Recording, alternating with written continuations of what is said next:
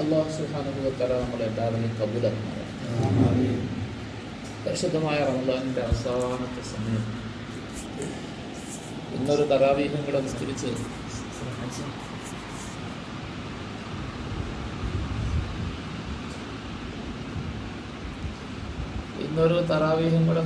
റമദാൻ അവസാനിപ്പിച്ച് കിട്ടിയാൽ കൊള്ളാമെന്നുള്ള ആഗ്രഹത്തിലല്ലാതെ ഇരിക്കുന്നത്.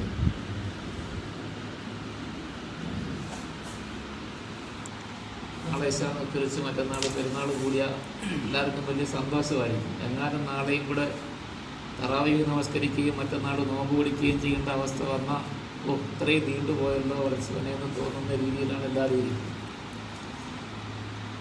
ഏതായാലും റമദാനിൻ്റെ അവസാനത്തെ സമയത്ത് ഒരുമിച്ച് കൂടാനും കാണാനും ഇവിടെ വന്ന് പങ്കെടുക്കാനും ഒക്കെ സാധിച്ചു. അള്ളാഹുവിൻ്റെ അനുഗ്രഹങ്ങൾക്ക് അള്ളാഹു തആലക്ക് എല്ലാ നിലയിലുള്ള ശുക്റും ഹംദും ചെയ്യുന്നു. അൽഹംദുലില്ലാഹി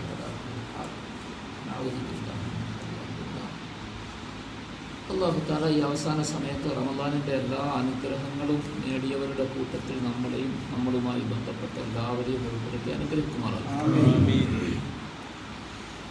സല്ലല്ലാഹു അലൈഹി വസല്ലം തങ്ങളുടെ അടുക്കൽ ഒരു പ്രാവശ്യം ജിബ്രീൽ അലൈഹിസ്സലാം വന്നപ്പോൾ ജിബ്രീൽ അലൈഹിസ്സലാമിൻ്റെ അടുത്ത് തങ്ങൾ ഒരു കാര്യം, ഒരു സംശയം ചോദിച്ചു.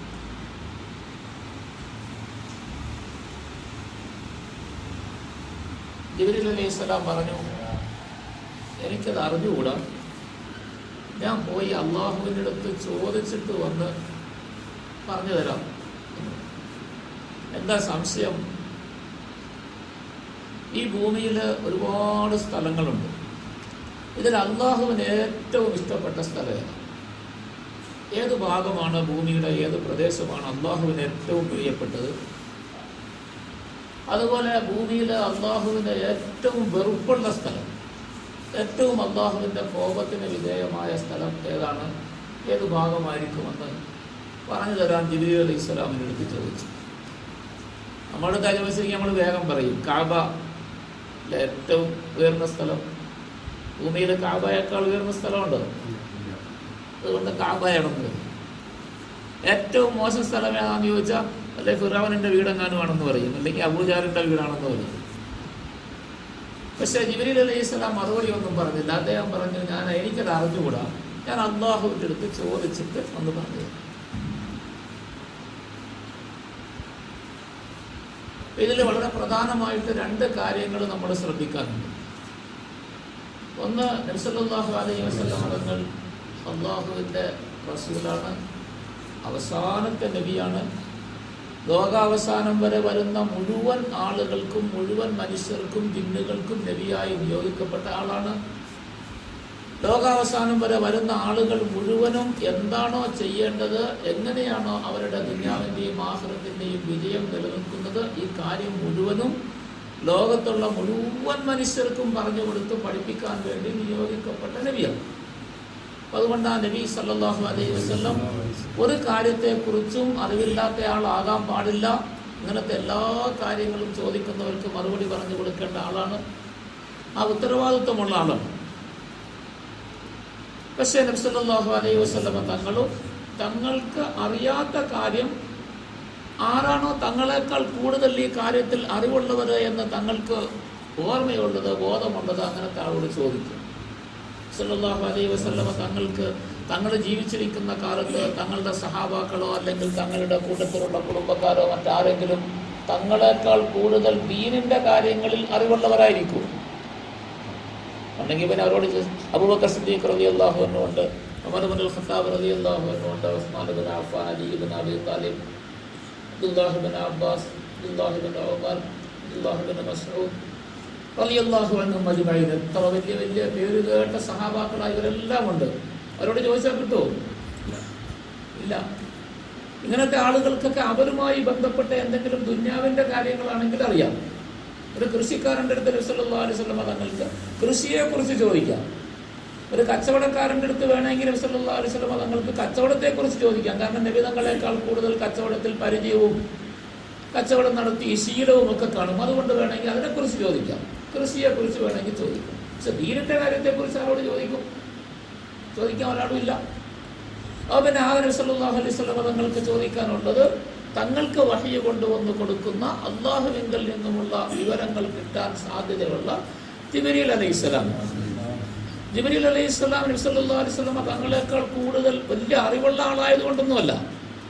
പക്ഷെ ജിബ്രീൽ അലൈഹിസ്സലാം മുമ്പും പല നബിമാർക്കും വഹ്യ് കൊടുത്ത് പരിചയമുള്ള ആളായതുകൊണ്ട് എപ്പോഴെങ്കിലും മുമ്പ് ഈ കാര്യത്തെക്കുറിച്ച് വല്ല വിവരവും കിട്ടിയിട്ടുണ്ടെങ്കിൽ അതിനെക്കുറിച്ച് പറയുമല്ലോ എന്ന് വിചാരിച്ച് നബി തങ്ങളെക്കാൾ കൂടുതൽ ആ വിഷയത്തിൽ അറിവുള്ള ആളാണെന്ന് തോന്നിയത് കൊണ്ടാണ് നബി സല്ലല്ലാഹു അലൈഹി വസല്ലം തങ്ങൾ ജിബ്രീലിനോട് ചോദിച്ചത്.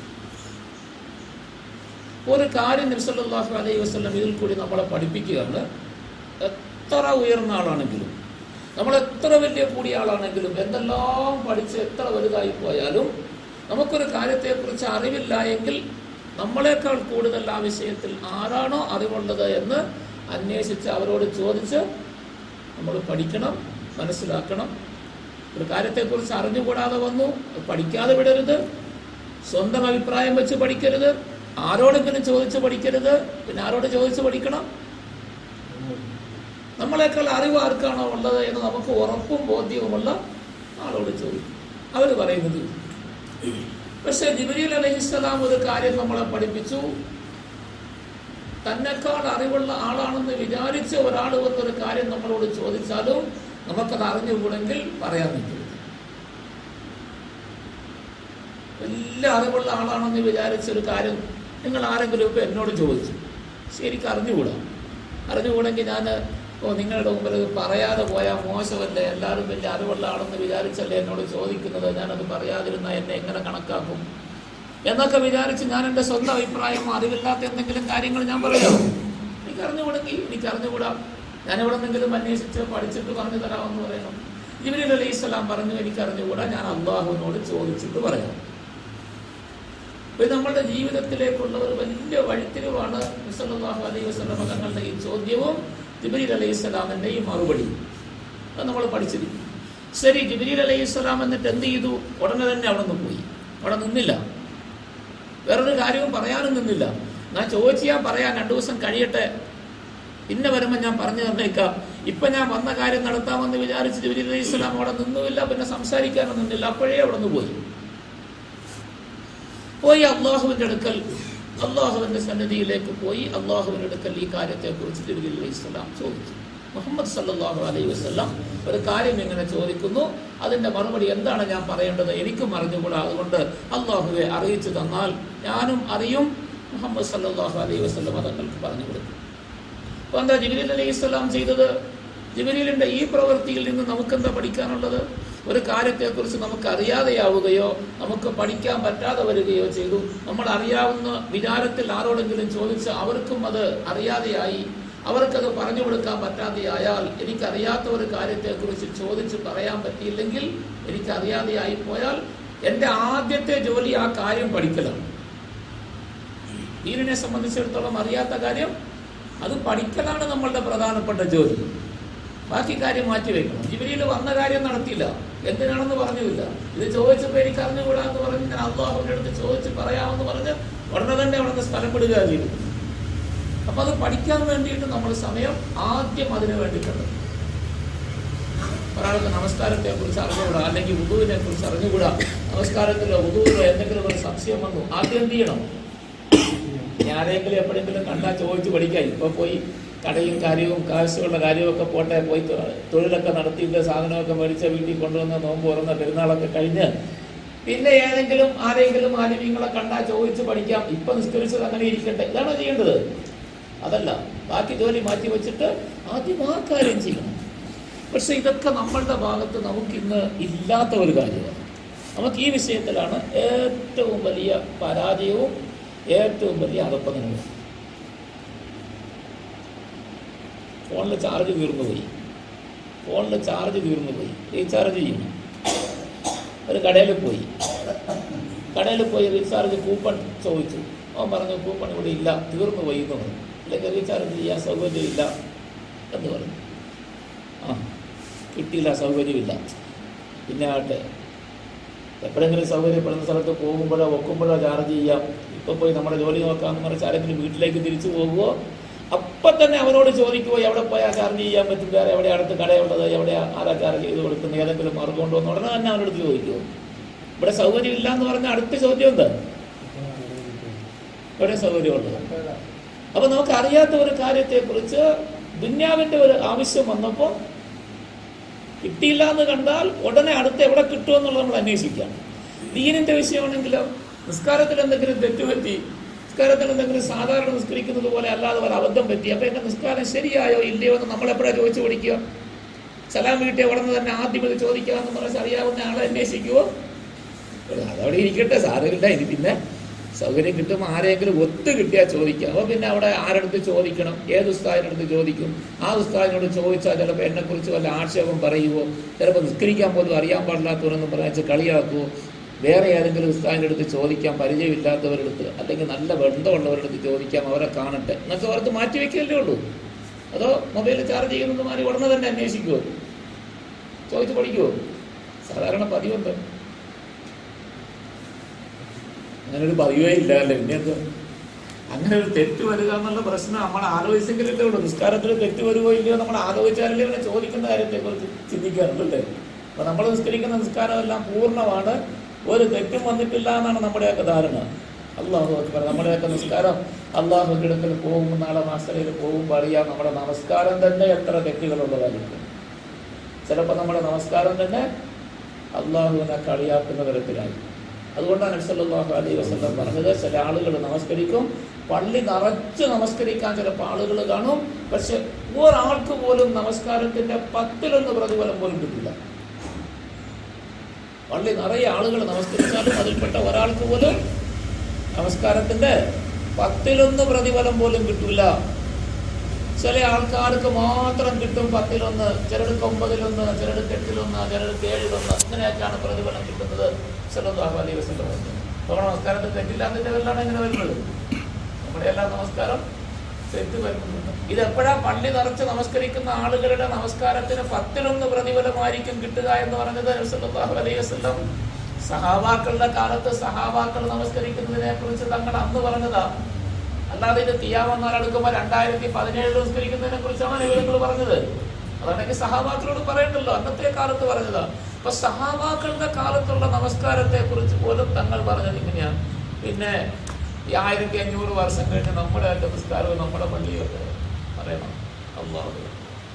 അല്ലാഹു തആല നമുക്ക് കാര്യങ്ങൾ ശരിയായ നിലയിൽ മനസ്സിലാക്കി വേണ്ടതുപോലെ തിരുത്താനും ജീവിതത്തിന് നന്നാക്കാനും ഒക്കെ തൗഫീഖ് തരണം. ഖൈറ ജിബ്രീൽ അലൈഹിസ്സലാം ഉടനെ തന്നെ അള്ളാഹുവിന്റെ അടുക്കൽ പോയി ഈ കാര്യം ചോദിക്കാൻ വേണ്ടി പോയപ്പോൾ ജിബ്രീൽ അലൈഹിസ്സലാം പറയുന്നു, ഞാൻ സാധാരണ നിലയിൽ അള്ളാഹുവുമായി ബന്ധപ്പെടുകയും അടുക്കുകയും ചെയ്യുന്നതിന് എനിക്കൊരു പരിധി നിശ്ചയിച്ചിട്ടുണ്ട്. ഇത്ര സ്ഥലം വരെയേ ഉള്ളൂ, ഇത്ര സ്ഥാനം വരെയേ ഉള്ളൂ വരാവുള്ളൂ എന്ന്, അതിനപ്പുറത്തേക്ക് എനിക്ക് കടക്കാൻ അനുവാദമില്ല.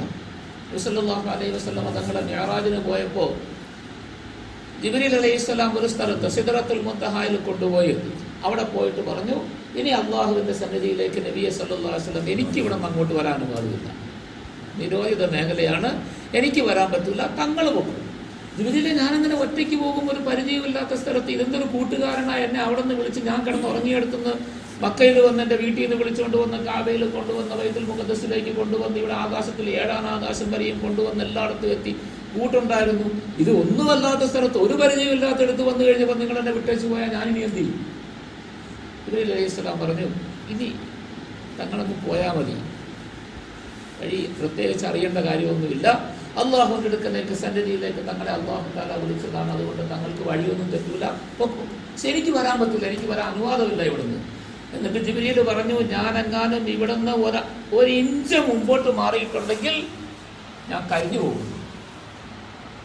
അള്ളാഹുവിന്റെ പ്രകാശത്തിന്റെ കടുപ്പം കൊണ്ട് ഞാൻ കഴിഞ്ഞു പോകും, എനിക്ക് കടക്കാൻ പറ്റില്ല.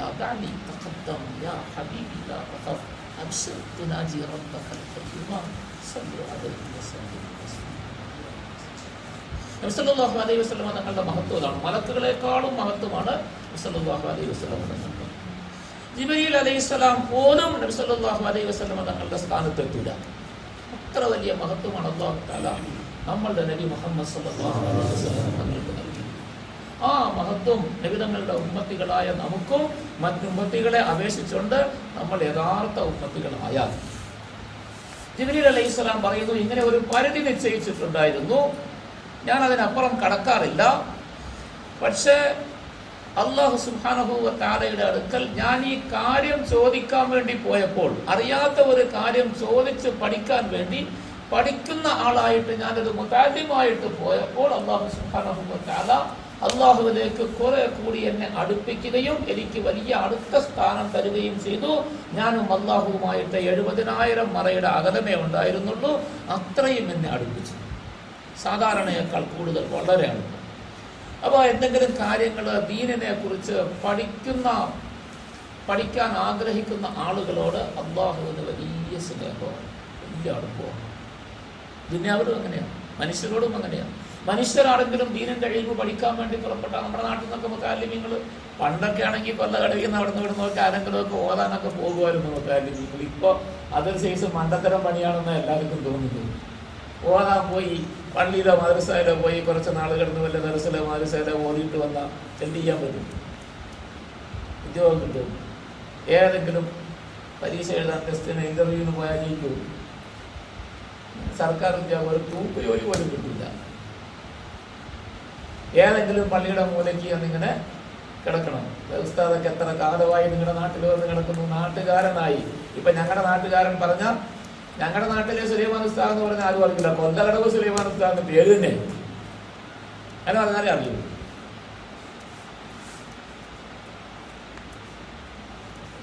ഉസ്താദ് നാട്ടിൽ വന്നിട്ട് ഈ നാട്ടിലുള്ള ആളുകൾ മുഴുവനും ഉസ്താദിനെ ബഹുമാനിക്കുകയാണോ ചെയ്തത്, നിന്ദിക്കുകയാണോ ചെയ്തത്? എല്ലാവരും ബഹുമാനിക്കുകയാണ്. ഈ നാട്ടില് എത്രയോ ഉദ്യോഗസ്ഥന്മാരുണ്ട്, ആ ഉദ്യോഗസ്ഥന്മാരെ എല്ലാവരും ബഹുമാനിക്കുവോ അതോ ചില ആളുകളുടെ മനസ്സിൽ മാത്രം മതിപ്പും ബഹുമാനവും കാണും? ഉസ്താദിന്റെ കാര്യമല്ല ഞാൻ ചോദിച്ചത്. ഈ നാട്ടിലെ മറ്റ് സർക്കാർ ഉദ്യോഗസ്ഥന്മാരിൽപ്പെട്ട ഒരു വലിയ ഉദ്യോഗസ്ഥൻ, അല്ലെങ്കിൽ ഒരു വലിയ കച്ചവടക്കാരൻ, അല്ലെങ്കിൽ ഒരു വലിയ കുടുംബക്കാരൻ, അങ്ങനത്തെ ആളുകളോട് നാട്ടിലുള്ള മുഴുവൻ പേർക്കും, ആണുങ്ങൾ, പെണ്ണുങ്ങൾ, പിള്ളേർ, വയസ്സന്മാർ എല്ലാവർക്കും ബഹുമാനമുണ്ടോ അതോ കുറച്ച് പേർക്കേ ഉള്ളൂ? കുറച്ച് പേർക്ക് തന്നെ ഉള്ളൂ. അപ്പൊ എന്താ ഈ ഉസ്താദിനോട് ഇത്രയും വലിയ ബഹുമാനം ഈ നാട്ടിലെ ആണുങ്ങൾക്കും പെണ്ണുങ്ങൾക്കും കാരണവന്മാർക്കും വയസ്സന്മാർക്കും പിള്ളേർക്കും എല്ലാവർക്കും ഉണ്ടാകാൻ കാരണം ഉസ്താദ് വലിയ ഉദ്യോഗസ്ഥനായതുകൊണ്ടോ അതോ നിങ്ങളുടെ പേരിൽ വല്ല നടപടി എടുക്കാൻ പാകത്തിന് വലിയ അധികാരമുള്ള അല്ലെ പ്രധാനമന്ത്രിയോ വലുതായിട്ടാണോ? ഒന്നുമല്ല. ഈ പള്ളിയുടെ മൂലയിൽ വന്ന് കിടക്കുന്നത് കൊണ്ടാണ്, വേറെ ഒരു പണിയുമില്ല. ഈ പള്ളിയുടെ മൂലയിൽ വന്ന കാലം മുതലേ ഇവിടെ വന്ന് കിടക്കുന്നത്. ഇത്രയും സൗകര്യമില്ല, ഇത്രയും സുഖമില്ല, യാത്രാ സൗകര്യമില്ല, ഒന്നുമില്ല. ഈ പള്ളിയിലെ ഈ പഴയ മദ്രസയില്, ഇപ്പോഴത്തെ പുതിയ മദ്രസ കെട്ടിടമല്ല, പഴയ മദ്രസ കെട്ടിടത്തിലെ പഴയ പള്ളിയിൽ വന്ന് ആ മൂലയ്ക്ക് ആരും ഇല്ലാതെ, ആരും രാത്രി പോയി കൂട്ടുകിടക്കാൻ പോലും ഇല്ല. അന്നൊക്കെ ആണെങ്കിൽ അവസാനം വന്ന് താമസിക്കാൻ വന്നിട്ട് താമസിക്കുന്ന വീട്ടിൽ തന്നെ അതിലേ പോകണമെങ്കിൽ പാടാ. തോട്ടത്തിൽ കൂടെ റബ്ബറിന്റെ കയറ്റി കൂടി ചിലപ്പോൾ കാല് തട്ടി വീടും, റബ്ബറിന്റെ വേലി തട്ടി വീടും, അല്ലെ പാമ്പുമൊക്കെ കിടന്നാലും കാണില്ല. അങ്ങനെ പോകണം, വീട് പോലും ഇല്ല. അങ്ങനത്തെ സ്ഥലത്ത് ഒന്നുമില്ലാതെ കിടക്കുന്ന ഈ ഉസ്താദിനോട് ഇത്രയും ബഹുമാനം നിങ്ങൾക്ക് തോന്നാൻ കാരണം എന്താ? ദീനിന്റെ അറിവ് പഠിപ്പിച്ചതിന്റെ പേരിൽ, വേറെ ഒന്നുമല്ല പഠിപ്പിച്ചത്. വന്നെന്താ പഠിപ്പിച്ച? നിസ്കാരത്തിന്റെ വുദൂഇന്റെ നിയമങ്ങള്, നിസ്കാരത്തിന്റെ നിയമങ്ങള്, ഖുർആൻ പഠിപ്പിച്ചു, അഖീദ പഠിപ്പിച്ചു, അള്ളാഹുവിന്റെ സിഫത്തുകളെ കുറിച്ച് പഠിപ്പിച്ചു, അള്ളാഹുവിന്റെ റസൂലും എന്താ പറഞ്ഞേക്കുന്നത്, ഓരോരോ കാര്യങ്ങളിലും നിയമങ്ങൾ ഇത് പഠിച്ചു. ഈ പഠിപ്പിച്ചതിന്റെ പേരിലാണ്. അപ്പൊ ദീനിന്റെ ഇൽമ് പഠിപ്പിച്ചതിന്റെ പേരിലാണ് ഈ ബഹുമാനം. നാട്ടുകാർ മുഴുവനും ബഹുമാനിക്കുന്നു. അല്ലാഹു തആല ഇങ്ങനത്തെ ഒരു മനുഷ്യനെ എടുത്തങ്ങ് കളയൂ? അല്ലാഹു തആല എന്താ ചെയ്യുന്നത്? അള്ളാഹു പറഞ്ഞേക്കുന്നത് മനുഷ്യരോട്, മുഅ്മിനീങ്ങളോട്, നിങ്ങൾ ഓരോ ആളുകളെ കുറിച്ചും സാക്ഷി പറയുന്നവരാണ് മുഅ്മിനീങ്ങൾ. നബി സല്ലല്ലാഹു അലൈഹി വസല്ലം തങ്ങൾ മസ്ജിദുൻ നബവിയിൽ ഇരിക്കുക, ഒരു ഭാഗത്തിരിക്കുന്നു. ഇരുന്നപ്പോ ഒരു ജനാസ കൊണ്ടുപോയി. കുറെ സഹാബാക്കൾ അടുത്തുണ്ടായിരുന്നു. ജനാസ കൊണ്ടുപോയപ്പോൾ നബി സല്ലല്ലാഹു അലൈഹി വസല്ലം തങ്ങൾ ആ ജനാസയെ കുറിച്ച് സഹാബാക്കളോട് ചോദിച്ചു, എന്താ ഈ ജനാസയെ കുറിച്ച്, കൊണ്ടുപോകുന്ന ആളെ കുറിച്ച് നിങ്ങളുടെ അഭിപ്രായം?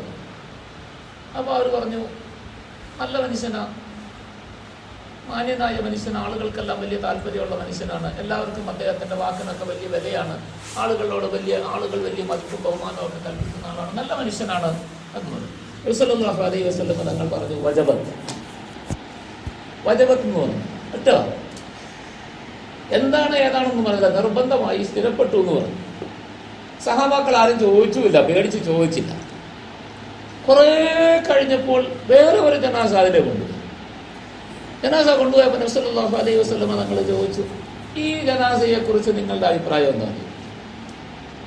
അപ്പോൾ സഹാബാക്കൾ പറഞ്ഞു, അയാൾ അത്ര നല്ല ആളല്ല, കുടുംബത്തിലൊന്നും വലിയ മതിപ്പൊന്നുമില്ല, ആരുടെ മുമ്പിലും ഒരു വിലയില്ലാത്ത ആളാണ്, ആളുകളെല്ലാം മോശമായിട്ട് കണക്കാക്കുന്ന അവഗണിക്കുന്ന ആളാണ് എന്ന് സല്ലല്ലാഹു അലൈഹി വസല്ലം തങ്ങൾ എപ്പോഴും പറഞ്ഞു, വജബ, സ്ഥിരപ്പെട്ടു. കുറെ കഴിഞ്ഞ് സഹാബാക്കൾ ചോദിച്ചു, തങ്ങളെ സല്ലല്ലാഹു അലൈഹി വസല്ലം ആദ്യം ഒരു ജനാസ കൊണ്ടുപോയപ്പോൾ തങ്ങൾ ചോദിച്ചു ഞങ്ങളോട്, ഞങ്ങൾ അതിനെക്കുറിച്ച് നല്ല അഭിപ്രായം പറഞ്ഞു, വളരെ പുകഴ്ത്തി പറഞ്ഞു. അപ്പോൾ തങ്ങൾ പറഞ്ഞു സ്ഥിരപ്പെട്ടു എന്ന് പറഞ്ഞു, ഉറപ്പായി എന്ന് പറഞ്ഞു. ഇപ്പം ഈ ജനാസ കൊണ്ടുപോയപ്പോൾ ഞങ്ങൾ അതിനെക്കുറിച്ച് വളരെ മോശമായിട്ട് പറഞ്ഞു, അപ്പോഴും തങ്ങൾ പറഞ്ഞു ഉറപ്പായി എന്ന്. എന്താ തങ്ങളെ ഉറപ്പായെന്ന്? അപ്പോൾ നബി സല്ലല്ലാഹു അലൈഹി വസല്ലം പറഞ്ഞു, ഹദാ അഫ്നൈതും അലൈഹി ഖൈറ ഫഖദ് വജബത് ലഹുൽ ജന്ന വഹദാ അഫ്നൈതും അലൈഹി ശർറ ഫഖദ് വജബത് ലഹുൻ നാർ. ആദ്യം കൊണ്ടുപോയ ആളെക്കുറിച്ച് നിങ്ങൾ നല്ലത് പറഞ്ഞില്ലേ, പുകഴ്ത്തി പറഞ്ഞില്ലേ, നല്ല വാക്കും നല്ല അഭിപ്രായവും പറഞ്ഞില്ലേ, അയാൾക്ക് സ്വർഗം സ്ഥിരപ്പെട്ടു, നിർബന്ധമായി പോയി, ഉറപ്പായി പോയി എന്നാണ് ഞാൻ പറഞ്ഞത്. രണ്ടാമത് കൊണ്ടുപോയ ആളെക്കുറിച്ച് നിങ്ങൾ മോശമായ അഭിപ്രായം പറഞ്ഞില്ലേ, ആള് നല്ലതല്ല, മോശക്കാരനാണ് എന്ന് നിങ്ങൾ അദ്ദേഹത്തിന്റെ സ്വഭാവത്തെക്കുറിച്ചും പെരുമാറ്റത്തെക്കുറിച്ചും രീതിയെക്കുറിച്ചും ഒക്കെ പറഞ്ഞില്ലേ, അതാണ് ഇയാളുടെ ജീവിത രീതിയെങ്കിൽ അയാൾക്ക് നരകം ഉറപ്പായി പോയി എന്നാണ് ഞാൻ പറഞ്ഞത്. അന്തും ശുഹദാ അല്ലാഹി ഫിൽ അർദ്. എന്നിട്ട് തങ്ങൾ പറഞ്ഞു, നിങ്ങൾ അല്ലാഹു തആലയുടെ തീരുമാനങ്ങൾക്ക് ഭൂമിയിൽ സാക്ഷ്യം വഹിക്കുന്ന ആളാണ്, നിങ്ങൾ പറയുന്ന സാക്ഷി അല്ലാഹുവിന്റെ അടുക്കൽ നടപ്പിലാവും. അപ്പൊ നിങ്ങളെല്ലാവരും ബഹുമാനിക്കുന്ന ഒരാളെ അല്ലാഹു തആല ഈ നാട്ടുകാർ മുഴുവൻ ബഹുമാനിച്ചിട്ട് പിന്നെ മോശക്കാരനെന്നെങ്ങാനും പറഞ്ഞേക്കോ? ഇല്ല, ഈ ബഹുമാനം തന്നെ അല്ലാഹു തആല കൊടുക്കും. അല്ലാഹു തആല ബഹുമാനവും ദർജയും എല്ലാം നിങ്ങൾ അതിന് ഉയർത്തി കൊടുക്കുമാറാവട്ടെ. ഈ നാട്ടിലെ ദീനിന്റെ ഖിദ്മത്തുകൾ ചെയ്യുന്ന എല്ലാ ആലിമീങ്ങൾക്കും അതുമായി ബന്ധപ്പെട്ട ദീനിന്റെ ഖിദ്മത്തുകൾ ചെയ്യുന്ന മസ്ജിദ്, മദ്രസ പോലത്തെ കാര്യങ്ങളുമായി ബന്ധപ്പെട്ട അതിന്റെ ഖിദ്മത്തുകളിലൊക്കെ കഴിയുന്ന കമ്മിറ്റിക്കാരെ, കൈക്കാരെ, നാട്ടുകാരെ സഹായിക്കുന്നവർ എല്ലാവർക്കും അല്ലാഹു തആല ഉയർന്ന പ്രതിഫലം നൽകാൻ അനുഗ്രഹിക്കുന്നു. ഈ നാടിനെയും നാട്ടിലെ ആളുകളെയും, ആണുങ്ങൾ പെണ്ണുങ്ങൾ എല്ലാവരെയും അല്ലാഹു സുബ്ഹാനഹു വ തആല അതിന്റെ പ്രത്യേകമായ അനുഗ്രഹം കൊണ്ട് ഈ പരിശുദ്ധമായ റമദാനിന്റെ എല്ലാ അനുഗ്രഹങ്ങളും നൽകി അല്ലാഹു തആല കബൂലാക്കുമാറാകട്ടെ. വളർന്നു വരുന്ന തലമുറയെ യഥാർത്ഥ ദീനിന്റെ കാവൽ ഭടന്മാരായി അല്ലാഹു സുബ്ഹാനഹു വ തആല വളർത്തി തരുമാറാകട്ടെ. അത് ഇടയ്ക്ക് വന്നത്. നമ്മളിപ്പോൾ എവിടെയാണ് നിൽക്കുന്നത്? ജിബ്രീൽ അലൈഹിസ്സലാം പോയി ചോദിക്കാൻ വേണ്ടി പോയപ്പോൾ അല്ലാഹു സുബ്ഹാനഹു വ തആല അദ്ദേഹത്തിന് വലിയ അടുപ്പം കൊടുത്തു. കാരണം ദീനിന്റെ ഇൽമ് പഠിക്കുന്നവരോട് അല്ലാഹുവിന് വലിയ സ്നേഹം. അതുകൊണ്ടാണ് ഓതാൻ പോകുന്ന മുതഅല്ലിമീങ്ങൾ വീട്ടിൽ നിന്ന് കാലെടുത്ത് ദിവസം അങ്ങോട്ട് ഇറങ്ങിയാൽ അവർ പിന്നെ നടക്കുന്നത് സ്വർഗത്തിന്റെ വഴിയിലാണെന്ന് പറഞ്ഞു. IAS പഠിക്കാൻ പോകുന്നവര് സ്വർഗത്തിലേക്ക് പോകാനുള്ള വഴിയുടെ അടുത്ത വഴി കൂടെയെങ്കിലും നടക്കണമെന്ന് പറഞ്ഞിട്ടില്ല. പക്ഷെ ദീനിന്റെ ഇൽമ്, ഖുർആനോ ഹദീസോ പഠിക്കാൻ വേണ്ടി ഒരാൾ വീട്ടിൽ നിന്ന് ഇറങ്ങി അങ്ങ് പുറപ്പെട്ടാൽ അവൻ കാല് വെക്കുന്നത് എവിടെയാ? സ്വർഗത്തിലേക്കുള്ള വഴിയില്ല. അല്ലാഹു തആല സ്വർഗത്തിലേക്കുള്ള വഴിയിൽ അവനെ പ്രവേശിപ്പിക്കുക മാത്രമല്ല ചെയ്യുന്നത്, സല്ലല്ലാഹു അലൈഹി വസല്ലം പറഞ്ഞു, സ്വർഗത്തിലേക്ക് പോകാനുള്ള വഴി അല്ലാഹു അവനക്ക് എളുപ്പമാക്കി കൊടുക്കുന്നു. വേറെ من سلك طريقا يلتمس فيه علما سهل الله له به طريقا الى الجنه. അവൻ പോയി പഠിച്ചു, നല്ലപോലെ ഓതി പഠിച്ചു, പഠിക്കണമെന്നുള്ള ആഗ്രഹത്തിൽ പോയി. പക്ഷെ പഠിച്ചു തീർന്നോ അല്ലെങ്കിൽ പഠിച്ചു തീരുന്നതിന് മുമ്പോ അവന്റെ ജീവിതം അവസാനിച്ചു, മരിച്ചുപോയി. എന്നാലോ സല്ലല്ലാഹു അലൈഹി വസല്ലം പറഞ്ഞു, നാളെ മഹ്ശറയിൽ ഖിയാമത്ത് നാളിൽ ആഖിറത്തിൽ അല്ലാഹു തആല നബിമാരുടെയും ഇവന്റെയും ഇടയിൽ നുബുവത്തിന്റെ ഒരൊറ്റ പദവിയുടെ വ്യത്യാസമേ വയ്ക്കൂ. നബിമാരുടെ നുബുവത്തിന്റെ പദവി ഒഴിച്ചാൽ പിന്നെ ഇവർക്ക് ആ പദവി. من جاءه الموت وهو يطلب العلم ليحيي به الإسلام فبينه وبين النبيين في الجنة درجة واحدة. അത്ര വലിയ സ്ഥാനം കൊടുക്കുന്നു സല്ലല്ലാഹു അലൈഹി വസല്ലം. എന്താ കാരണം? അല്ലാഹു തആലയ്ക്ക് അവരോട് വലിയ ഇഷ്ടമാണ്, വലിയ അടുപ്പമാണ്. ഈ അടുപ്പത്തിന്റെ പേരിലാണ് ജിബ്രീൽ അലൈഹിസ്സലാം ചോദിക്കാൻ വേണ്ടി പോയപ്പോഴും അല്ലാഹു സുബ്ഹാനഹു വ തആല വലിയ അടുപ്പം കൊടുത്തത്. അങ്ങനെ പോയി ചോദിച്ചു, അല്ലാഹു തആല വളരെ അടുപ്പിച്ചു. എന്നിട്ട് അല്ലാഹു തആല പറഞ്ഞു കൊടുത്തു, ജിബ്രീലെ ചെന്ന് മുഹമ്മദ് സല്ലല്ലാഹു അലൈഹി വസല്ലമയ്ക്ക് പറഞ്ഞു കൊടുക്കുക, അല്ലാഹുവിന് ഏറ്റവും പ്രിയപ്പെട്ട സ്ഥലം ഈ ലോകത്ത് ഹബ്ബുൽ ബിലാദി ഇലല്ലാഹി മസാജിദുല്ലാഹ്, ഭൂമിയിൽ എവിടെയെല്ലാമാണോ അല്ലാഹുവിന് സുജൂദ് ചെയ്യുന്ന സ്ഥാനങ്ങൾ, മസ്ജിദുകൾ ഉള്ളത്, ഈ മസ്ജിദുകളാണ് അല്ലാഹുവിന് ഏറ്റവും ഇഷ്ടപ്പെട്ട സ്ഥലം. കഅബ മാത്രമല്ല, കഅബയും അല്ലാഹുവിന് സുജൂദ് ചെയ്യുന്ന ആളുകൾ മുഴുവനും തിരിയുന്ന, അല്ലാഹുവിന് സുജൂദ് ചെയ്യുന്ന സ്ഥലമാണ് കഅബ. ആദ്യമായി ലോകത്ത് നിർമ്മിക്കപ്പെട്ട ഭവനമാണ് അല്ലാഹുവിന്റെ ഇബാദത്തിന് വേണ്ടി, അല്ലാഹുവിന് സുജൂദ് ചെയ്യാൻ വേണ്ടി. മുഴുവൻ നബിമാരും അവിടെ വന്നിട്ടുള്ള സ്ഥലമാണ്. അങ്ങോട്ടാണ് ലോകം മുഴുവനും തിരിയുന്നത്.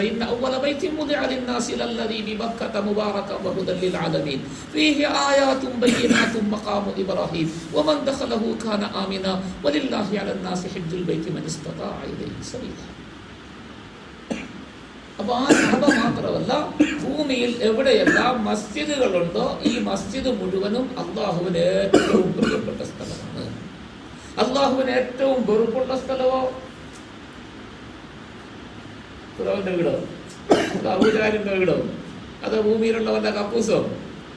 അതൊക്കെയാണെങ്കിൽ നമ്മൾ പറയും വെറുത്ത ഇഷ്ടമില്ലാത്തത് മോശം സ്ഥലം, അവിടെയൊന്നും പോയി ആരും ഇരിക്കാൻ കൊള്ളൂല. സല്ലല്ലാഹു അലൈഹി വസല്ലം തങ്ങൾക്ക് പഠിപ്പിക്കാൻ വേണ്ടി ജിബ്രീൽ അലൈഹിസ്സലാമിനോട് അല്ലാഹു തന്നെ പറഞ്ഞു വിട്ടു, ഭൂമിയിൽ അള്ളാഹുവിന് ഏറ്റവും കോപമുള്ള സ്ഥലം ഭൂമിയിലെ ഓരോ നാടുകളിലെയും ചന്തകൾ, മാർക്കറ്റ്, കമ്പോളം.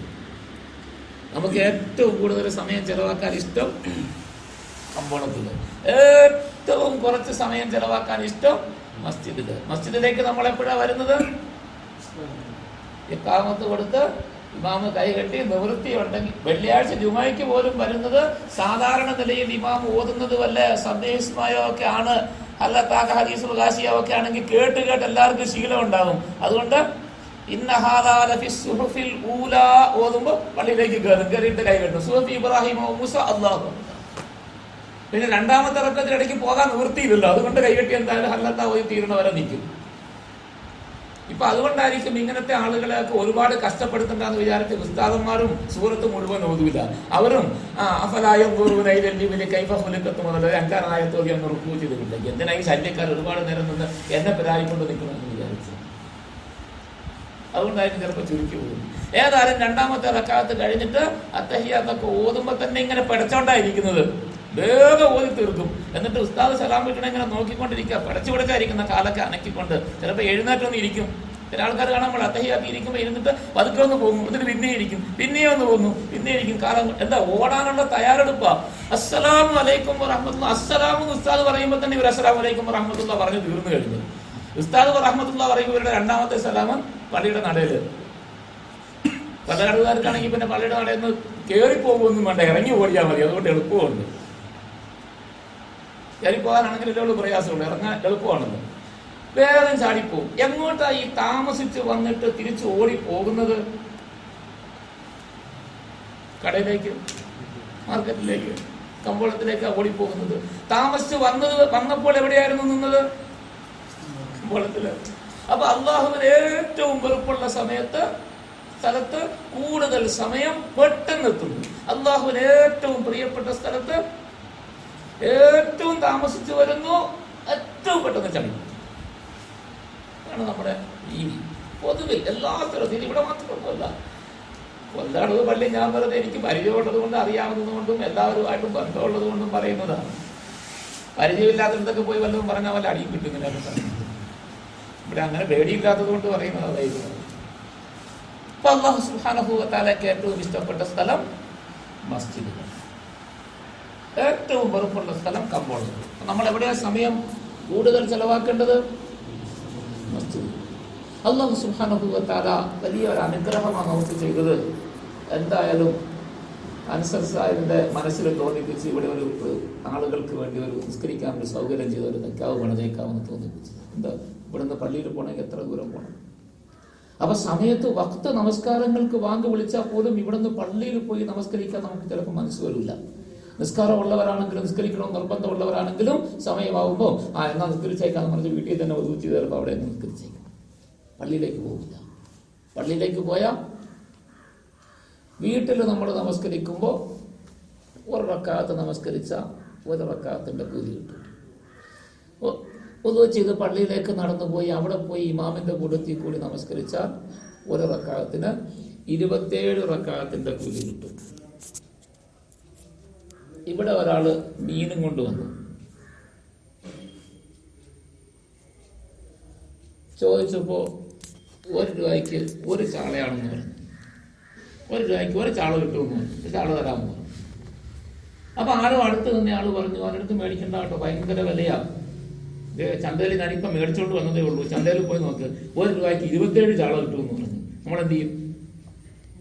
ഓ അത് സാരമില്ല, ഇനിയിപ്പോൾ ഇവിടുന്ന് എന്തോരം പാടുപെട്ടാലും അവിടം വരെ പോകണത്, അവിടം വരെ നടന്നു പോകണം, പൈസ എടുത്തോണ്ട് ഇനി ഉടുപ്പൊക്കെ ഇടണം, നിപ്പിൽ നിൽക്കുമല്ലേ, വെറുതെ ഒരു തോർത്ത് കൊടുത്തോണ്ട് കുളിക്കാൻ നിന്നപ്പോഴേ മറ്റേ മീൻകാരം വന്നത്. അപ്പോൾ ഇനി അതെല്ലാം മാറ്റി ഇനി മുണ്ട് കൊടുത്ത് ഉടുപ്പും ഒക്കെ ഇട്ട് അവിടം വരെ നടന്നു പോകണം 27-ന്. വേണ്ട, നീ തന്നേരെന്ന് മറിച്ച് 10 രൂപ കൊടുത്ത് 10 ചാള മേടിക്കുമോ, അതോ എന്താ എന്നെ പോണ്ട, നീ മേലെ ഇങ്ങോട്ട് മീൻ കൊണ്ട് വരികയെ വേണ്ട, ഞാൻ ചന്ത പോയി മേടിച്ചോളാം എന്ന് പറഞ്ഞിട്ട് ഉടനെ തന്നെ തോർത്ത് കൊടുത്താലും കൊണ്ടില്ല, മുണ്ട് കൊടുത്താലും കൊണ്ട് ചന്ത പോയി 27-ന് മേടിക്കുമോ ഒരു രൂപയ്ക്ക്. എന്ത് ചെയ്യും നമ്മള്? എന്താ നമ്മള് സാധാരണ ചെയ്യുന്നത്? സാധാരണയുള്ള മനുഷ്യരുടെ രീതി എന്താ? നമ്മള് അപ്പൊ ഇവിടെ നിന്ന് ഇത്രയും ദൂരം ചന്ത വരെ നടക്കുന്നത് ബുദ്ധിമുട്ടായിട്ട് നമുക്ക് തോന്നുമോ? 27 ചാള കിട്ടുമ്പോ? 27 ചാളയുടെ വില പോലും നമ്മൾ കൽപ്പിക്കുന്നില്ല. 27 ഇരട്ടി നമ്മുടെ നമസ്കാരത്തിന് ആഖിറത്തിൽ അല്ലാഹു തആല പ്രതിഫലം തരാമെന്ന് പറഞ്ഞു. അതുകൊണ്ടല്ലേ നമ്മൾ പള്ളിയിലേക്ക് പോകാത്തത്? ആ ചാളയുടെ വില പോലും നമ്മുടെ മനസ്സിൽ വന്നിട്ടില്ല. ആഖിറത്തിലെ 27 ഇരട്ടി പ്രതിഫലത്തിന് അല്ലാഹു തആല തരാമെന്ന് പറഞ്ഞു. ഇത് നമ്മുടെ മനസ്സിലേക്ക് കടക്കാത്തത് കൊണ്ടാണ് നമ്മൾ പോകാൻ തയ്യാറാകാത്തത്. അല്ലെങ്കിൽ നമ്മുടെ ജീവനെ ഓടുവായിരുന്നു. അതുകൊണ്ടാണ് നബി സല്ലല്ലാഹു അലൈഹി വസല്ലം തങ്ങളുടെ കാലത്ത് അബ്ദുല്ലാഹി ഇബ്നു ഉമ്മു മക്തൂം റളിയല്ലാഹു അൻഹു, കണ്ണ് കാണാത്ത സഹാബി, അദ്ദേഹം വന്നിട്ട് പറഞ്ഞു, തങ്ങളെ സല്ലല്ലാഹു അലൈഹി വസല്ലം, എനിക്ക് പള്ളിയിൽ വന്ന് തങ്ങളുടെ കൂട്ടത്തിൽ നമസ്കരിക്കണമെന്ന് വലിയ ആഗ്രഹമുണ്ട്. ഞാൻ ഇങ്ങോട്ട് പള്ളിയിലേക്ക് വരാൻ, എന്റെ വീട് കുറെ അകലത്തിലാണ്, അതുകൊണ്ട് എനിക്ക് കൊണ്ടുവരാനും ആരുമില്ല. മഴയൊക്കെ പെയ്താല് വഴിയിലെല്ലാം മലവെള്ളമൊക്കെ ഒഴുകി വന്ന് ഇഴജന്തുക്കളും ഒക്കെ വന്ന് കിടക്കും, കാണാനും ഒക്കൂല, എനിക്ക് കൊണ്ടുവരാനും ആരുമില്ല. ഞാൻ വീട്ടിൽ നമസ്കരിച്ചോട്ടെ തങ്ങളെ എന്ന് ചോദിച്ചു. സല്ലല്ലാഹു അലൈഹി വസല്ലം തങ്ങൾ പറഞ്ഞു, നിനക്ക് അനുവാദമുണ്ട്, കണ്ണിന് കാഴ്ചയില്ലാത്തവരാണ്, നീ വരേണ്ട അത്യാവശ്യമൊന്നും ഇല്ല, നിർബന്ധമില്ല എന്ന് പറഞ്ഞു. പക്ഷെ അങ്ങോട്ട് പോയപ്പോ അബ്ദുല്ലാഹി ഇബ്നു ഉമ്മു മക്തൂം റളിയല്ലാഹു അൻഹു വലിയ മഹാനായ സഹാബിയ, വലിയ പ്രമുഖനാണ്. നബി സല്ലല്ലാഹു അലൈഹി വസല്ലം തങ്ങൾ അദ്ദേഹത്തിന്റെ മഹത്വം ഉണ്ടാകണമെന്നുള്ള ആഗ്രഹമുള്ള ആളാണ്. തിരിച്ചു വിളിച്ചിട്ട് ചോദിച്ചു, നിന്റെ വീട്ടിൽ ബാങ്ക് കേൾക്കുമോ? നീ ഇവിടെ നിന്ന് വിളിക്കുന്ന ബാങ്ക് കേൾക്കാവോ? അദ്ദേഹം പറഞ്ഞു, എന്റെ വീട്ടിൽ ബാങ്ക് കേൾക്കും. എന്നാ നീ നിർബന്ധമായിട്ടും പള്ളിയിൽ വന്നേരെ. കണ്ണു കാണാത്ത ആള് കൂട്ടത്തിൽ കൂട്ടിക്കൊണ്ടുവരാൻ ആരുമില്ല, വഴിയിൽ മുഴുവൻ മലവെള്ളം കയറി കിടക്കും, ഇഴജന്തുക്കൾ പാമ്പും തേളും ഒക്കെ ധാരാളമുള്ള വഴിയാണ്, അതിൽ കൂടി നടന്നു വരണം, മണ്ണും ചെളിയും ഒക്കെ കിടക്കും, ചിലപ്പോൾ തെന്നി വീണാൽ കൂടെ അറിയില്ല. തങ്ങളെ ഈ വിവരങ്ങളെല്ലാം പറഞ്ഞു. എന്നിട്ട് നബി സല്ലല്ലാഹു അലൈഹി വസല്ലം തങ്ങൾ പറഞ്ഞു, വന്നേരെ പള്ളി. എന്താ നിന്റെ നമസ്കാരം വീട്ടിലെ ഒരു റക്അത്തായിട്ട് പോകുന്നത് ഞാൻ ആഗ്രഹിക്കുന്നില്ല, നിനക്ക് ലാഭം കിട്ടേണ്ടവനാണ് നീ, അതുകൊണ്ട് കഷ്ടപ്പെട്ടാണെങ്കിലും വേണ്ടില്ല, വന്ന് കണ്ണ് കാണില്ലെങ്കിലും വേണ്ടില്ല, ഇവിടെ വന്ന് 27 ദറജ നീ ഉണ്ടാക്കുക, അതാണ് നിനക്ക് നല്ലത്. ബനൂ സലമ, മദീനയിൽ ബനൂ സലമ എന്ന് പറയുന്ന ഗോത്രക്കാർ, കുടുംബക്കാരുണ്ടായിരുന്നു. അവര് മസ്ജിദ് നബവിയുടെ ഒരുപാട് അകലെയാണ് താമസിച്ചുകൊണ്ടിരുന്നത്, ഒരുപാട് അകലെ. അവർ അവിടെ നിന്ന് എപ്പോഴും പള്ളിയിൽ നമസ്കാരത്തിന് എല്ലാ ഭക്തനും ജമാഅത്തിന് വരുമായിരുന്നു. അങ്ങനെ ഒരു ദിവസം നോക്കിയപ്പോ കാണാം, മസ്ജിദ് നബവിയുടെ പരിസരത്ത് കുറച്ച് സ്ഥലം കാലിയായി.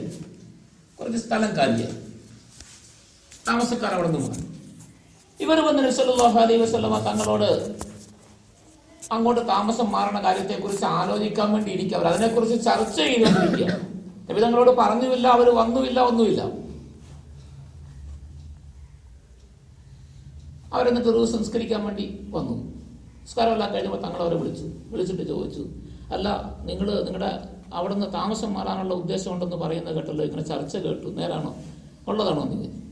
അവർ പറഞ്ഞു, അതേ തങ്ങളെ, ഞങ്ങളങ്ങനെ ആഗ്രഹിച്ചു. കാരണം പള്ളിയിലേക്ക് നിസ്കരിക്കാൻ ജമാഅത്തിന് വന്നെത്തുന്നത് എപ്പോഴും വലിയ ബുദ്ധിമുട്ട്, ഒരുപാട് ദൂരം, എല്ലാ വക്തിനും ചിലപ്പോൾ വീട്ടിൽ നിന്ന് വന്നെത്താൻ പറ്റിയെന്ന് വരില്ല. ഇപ്പൊ നോക്കിയോ പള്ളിയുടെ അടുത്ത്, തങ്ങളുടെ മസ്ജിദ് നബവിയുടെ അടുത്ത് തന്നെ കുറച്ച് സ്ഥലം കാലിയായി, അപ്പൊ അതുകൊണ്ട് അങ്ങോട്ട് വീട് വെച്ച് ഞങ്ങൾ മാറാമെന്ന് ഇങ്ങനെ ഉദ്ദേശിച്ചുകൊണ്ടിരിക്കുകയായിരുന്നു എന്ന്. ഇപ്പൊ ഞങ്ങൾ അങ്ങോട്ട് ചോദിക്കുകയാണ് അവരെടുത്ത്, തങ്ങളോട് പറയാതെ തന്നെ. അതാണ് ഞങ്ങളുടെ ഉദ്ദേശം, അങ്ങനെ ഞങ്ങൾ ഇങ്ങോട്ട് വരാമെന്നാണ് വിചാരിച്ചതെന്ന് പറഞ്ഞു. സല്ലല്ലാഹു അലൈഹി വസല്ലം പറഞ്ഞു, ബനീ സലമ ദിയാറക്കും തുക്തബ് ആസാറുക്കും, ദിയാറക്കും തുക്തബ് ആസാറുക്കും. 3 പ്രാവശ്യം തങ്ങൾ പറഞ്ഞു, ബനീ സലമ ഗോത്രക്കാരെ, വേണ്ട, ദിയാറക്കും, നിങ്ങളിപ്പോൾ താമസിക്കുന്ന സ്ഥലത്ത് തന്നെ താമസിച്ചോളൂ. ഞങ്ങൾ പള്ളിയിൽ വരാൻ ബുദ്ധിമുട്ടായതുകൊണ്ട് ഇങ്ങോട്ട് വരണം, വേറെ ഒരു ലാഭത്തിന് വേണ്ടിയല്ല. വേണ്ട, നിങ്ങൾ അവിടെ തന്നെ താമസിച്ചോ. എന്നിട്ട് തങ്ങൾ പറഞ്ഞു, തുക്തബ് ആസാറുക്കും, നിങ്ങൾ അവിടെ നിന്ന് എത്ര ചുവട് നടന്നാണോ വരുന്നത്, നിങ്ങളുടെ ഓരോ ചുവട്ടടികളുടെയും പ്രതിഫലം നിങ്ങൾക്ക് എഴുതപ്പെടും. ഓരോ ചുവട് നിങ്ങൾ വെക്കുമ്പോഴും ഒരു നന്മ എഴുതപ്പെടുന്നു, ഒരു തിന്മ മായ്ക്കപ്പെടുന്നു, ഒരു ദറജ ഉയർത്തപ്പെടുന്നു. ഓരോ ചുവട് വെക്കുമ്പോഴും. അപ്പൊ നമ്മൾ പള്ളിയുടെ നേരെ മുമ്പിൽ ഇരിക്കുന്ന വീട്ടിന് 10 അടി വെച്ചാൽ പള്ളിയിലെത്തുമെങ്കിൽ 10 ചുവട് വെക്കുമ്പോൾ നമുക്ക് 10 നന്മ കിട്ടി, 10 തിന്മകൾ മാറ്റപ്പെട്ടു, 10 ദറജ നമുക്ക് ഉയർത്തപ്പെട്ടു. 100 അടി അകലത്തിൽ നിന്നാ വരുന്നതെങ്കിൽ നഷ്ടമാണോ ലാഭമാണോ? അപ്പോൾ ഒരു 1/2 കിലോമീറ്റർ അകലെ എന്നാ വരുന്നതെങ്കിലും നമുക്ക് തന്നെ അത്ഭുതം തോന്നും മാസ്റ്ററിൽ നമുക്ക് കിട്ടിയ പ്രതിഫലം കാണുമ്പോൾ. അതുകൊണ്ടാണ് നബി സല്ലല്ലാഹു അലൈഹി വസല്ലം തങ്ങൾ പറഞ്ഞത്, ദൂരമാണെങ്കിലും അടുത്താണെങ്കിലും ഒരു മനുഷ്യൻ നമസ്കാരത്തിന് എപ്പോഴും പള്ളിയിലേക്ക് വരികയും മസ്ജിദുമായി ബന്ധപ്പെടുകയും മസ്ജിദിൽ വന്ന് നമസ്കരിക്കുന്ന അവസ്ഥയും ഒരാൾക്ക് പതിവായി ചെയ്യുന്നത് കണ്ടാൽ അയാൾ യഥാർത്ഥ മൂമിനാണെന്ന് നിങ്ങൾ തന്നെ സാക്ഷ്യം വഹിച്ചോളാം. അയാൾക്ക് ഈമാൻ ഉണ്ടെന്ന് നിങ്ങൾ എല്ലാവരും സാക്ഷി പറഞ്ഞു, പേടിക്കണ്ട, അയാൾക്ക് ഈമാനുള്ള ആളാണ്, നിങ്ങൾ ധൈര്യമായിട്ട് പറഞ്ഞോളാം സല്ലല്ലാഹു അലൈഹി വസല്ലം പറഞ്ഞു. അപ്പോ നമുക്കൊക്കെ ഇവിടുന്ന് മസ്ജിദ് വരെ നടന്നു പോകുന്നതിന് സാധാരണ നിലയിൽ സഹാബാക്കളുടെ കാലമൊന്നുമല്ലല്ലോ. നമ്മളിപ്പോ സഹാബാക്കളെ പോലെ ആളറിയൊന്നും എത്തൂല, അത്രയും വലിയ അത്യാഗ്രഹമൊന്നുമില്ല. നമ്മുടെയൊക്കെ സ്വഭാവം എന്ന് പറഞ്ഞാൽ മുട്ടിപ്പോയാൽ നിസ്കരിക്കും, എന്തെങ്കിലും മാർഗം ഒഴിവ് കിട്ടിയാൽ ഒഴിവാക്കും. ഇതൊക്കെയാണ് നമ്മുടെയൊക്കെ പതിവ്. നിസ്കാരത്തിൽ വലിയ നിർബന്ധമൊക്കെ കാണിക്കുന്ന ആളുകൾ വളരെ കുറവാണ്. നിസ്കരിക്കേണ്ടി വന്നാൽ നിസ്കരിക്കും. പള്ളിയുടെ മുമ്പിലാണ്, അടുത്തുണ്ട്, വാങ്ങ് വിളിച്ചു, നിസ്കരിക്കാൻ സൗകര്യമായി, കടയുടെ ഇരിക്കുകയാണ്, വർത്താനം പറഞ്ഞുകൊണ്ട് കൂടെയുള്ള ആൾ എന്നാ പോകാമെന്ന് പറഞ്ഞ് വിളിച്ചു. എന്നാൽ കൂടെയുള്ള ആൾ വർത്താനം പറഞ്ഞുകൊണ്ട് അവിടെ ഇരുന്ന് പത്രവും വായിച്ച് ചായയും കുടിച്ചുകൊണ്ടിരുന്നാലോ, നമ്മളൊരു കാലി ചായയും മേടിച്ച് വെച്ചുകൊണ്ടായിരുന്നു വർത്താനം പറഞ്ഞുകൊണ്ട് അവിടെ തന്നെ ഇരിക്കും. പള്ളിയിൽ പോയി നിസ്കാരം കഴിഞ്ഞ ആളുകൾ തിരിച്ചു വന്ന് വീട്ടിൽ കൂടെ പോയാലും നമ്മൾ അവിടെ തന്നെ ഇരിക്കും. അപ്പൊ നമുക്ക് അത്രയും നിർബന്ധമൊന്നും ഇല്ലാത്ത ആളുകളാണ്. അങ്ങനത്തെ നമ്മൾ മെനക്കെട്ട് പള്ളിയിലേക്ക് പോകാൻ നിൽക്കുമോ? നിൽക്കൂല. അപ്പൊ അത് വെച്ച് നോക്കുമ്പോൾ നമ്മൾ താമസിക്കുന്ന സ്ഥലത്ത് നമുക്കൊരു നമസ്കാരത്തിനുള്ള സൗകര്യം, അല്ലാഹുവിന്റെ ഒരു ഭവനം ഉണ്ടായി കിട്ടുക എന്നുള്ളത് വലിയ അനുഗ്രഹമാണ്, വലിയ അനുഗ്രഹമാണ്. നബി സല്ലല്ലാഹു അലൈഹി വസല്ലം തങ്ങൾ പറഞ്ഞു, ആയിഷ റളിയല്ലാഹു അൻഹ പറയുന്നുണ്ട്, നബി സല്ലല്ലാഹു അലൈഹി വസല്ലം പറഞ്ഞു, മുഅ്മിനീങ്ങളോട് നിങ്ങളുടെ കടമയാണ് നിങ്ങൾ താമസിക്കുന്ന സ്ഥലങ്ങളിൽ ചെറിയ ചെറിയ മസ്ജിദുകൾ നിങ്ങൾ നിർമ്മിക്കുകയും അതിനെ ഇബാദത്ത് കൊണ്ട് നിങ്ങൾ സജീവമാക്കുകയും എപ്പോഴും അതിനെ ശുദ്ധിയാക്കി സുഗന്ധം പൂശി മണമുള്ളതാക്കി വെക്കുകയും ചെയ്യണം. സല്ലല്ലാഹു അലൈഹി വസല്ലം ഇപ്പൊ മസ്ജിദ് ഉണ്ടാക്കണം വീടുകൾക്കിടയിൽ. നമ്മുടെ വീടുകൾക്കിടയിൽ പള്ളി ഉണ്ടാക്കാൻ പേടിയാ. അല്ലോ പള്ളിയോ, പള്ളിയുടെ അടുത്ത് എങ്ങനെയാ കിടക്കണം? പള്ളിയുടെ അടുത്ത് കിടക്കുന്നതാണ് നല്ലത്. നമുക്ക് പേടിയാ. ഇപ്പോഴൊക്കെ ആ പേടിയൊക്കെ കുറെ മാറി. പഴയ കാലത്തൊക്കെ ആണെങ്കിൽ പള്ളിയുടെ അടുത്ത് ആരും കിടക്കൂല. അതുകൊണ്ടല്ലേ ഈ പള്ളികൾ എല്ലാ സ്ഥലത്തും. പഴയ കാലത്തെ ഏത് പള്ളി നോക്കിയാലും ഏതെങ്കിലും കാട്ടിലായിരിക്കും, ആളുകൾ താമസിക്കുന്നത് വേറെ സ്ഥലത്ത്. ഇങ്ങോട്ട് മെനക്കെട്ട് എന്തോ അത്യാവശ്യം വരുമ്പോൾ ഇങ്ങോട്ട് വരും. സാധാരണ വരുന്നത് വെള്ളിയാഴ്ച ജുമയ്ക്ക് വരും. റമളാൻ മാസമാകുമ്പോൾ കുറച്ച് നിർബന്ധ ആളുകൾ തറാവീന് വരും. ചൂട്ടുമൊക്കെ കെട്ടി വിളക്കുമൊക്കെ കത്തിച്ച് മെഴുകുതിരിയൊക്കെ പിടിച്ച് ആരെങ്കിലും ഒക്കെ കുറച്ച് പേര് വരും, വേറെ ആരും വരൂല. പിന്നെ പെരുന്നാൾ നിസ്കരിക്കാൻ വരും. പിന്നെ ആകെ വരുന്നത് മയ്യത്തിനെ അടക്കാൻ വേണ്ടി. കാരണം ദൂരെയുള്ള സ്ഥലത്ത് കൊണ്ട് മയ്യത്തിനെ അടക്കിയേച്ച് പോയാലേ ഉള്ളൂ വീട്ടിൽ വന്ന് ശല്യം ചെയ്യാതിരിക്കുള്ളൂ. അതിന്റെ അടുത്തൂടെ പോകാൻ പേടി. അതോ കബറിന്റെ അടുത്തൂടെ എങ്ങാനും ആരും പോകൂല. കബറിസ്ഥാന്റെ അടുത്തെങ്ങാനും വീടെങ്ങാനും വെക്കാൻ സ്ഥലം കിട്ടിയാൽ ആ സ്ഥലം വേണ്ടാന്ന് പറയും. ആർക്കെങ്കിലും കുറിച്ച് വേറെ എവിടെയെങ്കിലും പോയി വീട് വെക്കും. കബറിസ്ഥാന്റെ അടുത്ത് നമ്മൾ താമസിച്ചാൽ നമുക്ക് എപ്പോഴും മരണത്തെ കുറിച്ച് ഓർമ്മ വരും. കബറാളികളാരും നമ്മളെ ആരും ഒന്നും ചെയ്യില്ല, ഉപദ്രവിക്കൊന്നുമില്ല. മരിച്ചവര് മരിച്ചുപോയി, അവര് പിന്നെ നമ്മളെ ഉപദ്രവിക്കാനൊന്നും വരില്ല. നമുക്ക് പേടിയായത് കാരണം ശൈത്താൻ നമ്മളെ പേടിപ്പിക്കും. പിശാചിനറിയാം ഇവനക്ക് പേടിയാണെന്ന്. പിശാച് എവിടെയെങ്കിലും കോലം കെട്ടി നിന്ന് ഒച്ചയും ബഹളമൊക്കെ ഉണ്ടാക്കി കല്ല് പറക്കി എറിഞ്ഞ് മരത്തേക്ക് എറിയുന്ന കുലുക്കി ചാടിച്ചൊക്കെ പേടിപ്പിക്കും. നടക്കുന്ന വഴി കൂടെ അങ്ങ് നടന്നു പോകുമ്പോൾ കാണാം മുമ്പിൽ വന്ന് വലിപ്പതോന്ന് പറഞ്ഞ് വന്ന് വീഴും. എന്താ ഇലയായിരിക്കും വീണത്, നമ്മൾ പേടിച്ചു പോകും. ശൈത്താൻ ഇലയിട്ട് ചെറിയണതാണ്. നമ്മൾ വിചാരിക്കും ഉടനെ തന്നെ ആരോ വന്ന് നമ്മളെ പേടിപ്പിച്ച്, അല്ലോ ഞാൻ ഇന്നലെ പള്ളിയുടെ അടുത്തൂടെ കബറിസ്ഥാന്റെ അടുത്തൂടെ പോയി രാത്രി ആവപ്പെട്ട് വന്നുപോയി, ഓ എന്റെ മുമ്പിൽ വന്ന് ചാടി ഒരു സാധനം എന്താന്നൊരു പിടിക്കില്ല. ഞാൻ പേടിച്ചിട്ട് നോക്കി കൂടി, എന്താ ഇല വീണതാണ്. നിശ്ചലമായിരിക്കുമ്പോൾ ഇല വീണ ശബ്ദം കൂടുതൽ കേൾക്കും. അപ്പോൾ ഓർക്കും വലിയ എന്തോ സാധനം വന്ന് വീണ. അങ്ങനെ ആരും മരിച്ചവരൊന്നും ആരും വരുമൊന്നുമില്ല പേടിപ്പിക്കാൻ വേണ്ടിയിട്ട്. പിശാച് പേടിപ്പിക്കുന്നതാണ്, നമുക്ക് പേടിയുണ്ടെന്നറിയാം. അതുകൊണ്ട് പള്ളിയുടെ അടുത്താരും താമസിക്കില്ലായിരുന്നു. സല്ലല്ലാഹു അലൈഹി വസല്ലം തങ്ങൾ പറഞ്ഞു, നിങ്ങളുടെ വീടുകൾ താമസിക്കുന്ന സ്ഥലങ്ങളിൽ നിങ്ങൾ ചെറിയ മസ്ജിദുകൾ ഉണ്ടാക്കി നമസ്കാരം, ജമാഅത്തായ നമസ്കാരം. 10 വീടുണ്ട്, 20 വീടുണ്ട്, 20 വീട്ടുകാർ 20 വീട്ടിൽ നമസ്കരിക്കുന്നു. മസ്ജിദ് ദൂരെയാണ്, ജുമാഅത്ത് പള്ളി, അങ്ങോട്ട് പോകാൻ പറ്റൂല, ഇവിടെ നമസ്കരിക്കുന്നു 20 പേര് വീട്ടിൽ. സല്ലല്ലാഹു അലൈഹി വസല്ലം പറഞ്ഞു, അങ്ങനെ ചെയ്യല്ലേ, നിങ്ങൾ അതിന്റെ ഇടയ്ക്ക് ഒരു ചെറിയ പള്ളി ഉണ്ടാകും. ഒരു ചെറിയ തൈക്കാവെന്നുള്ള പേര് തന്നെ പറയാൻ കൊള്ളില്ല. തൈക്കാവെന്ന് പറഞ്ഞാൽ പഴയ കാലത്ത് മലയാളക്കാർ പറയണം. മലയാളത്തിൽ അമ്പലങ്ങൾ കാവെന്ന് പറഞ്ഞാൽ അമ്പലത്തിനും ഇതൊക്കെയാ പറയുന്നത്.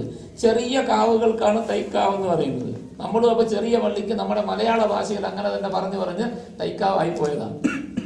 നമുക്ക് തൈക്കാവൊന്നുമില്ല, നമുക്കെല്ലാം മസ്ജിദാണ്.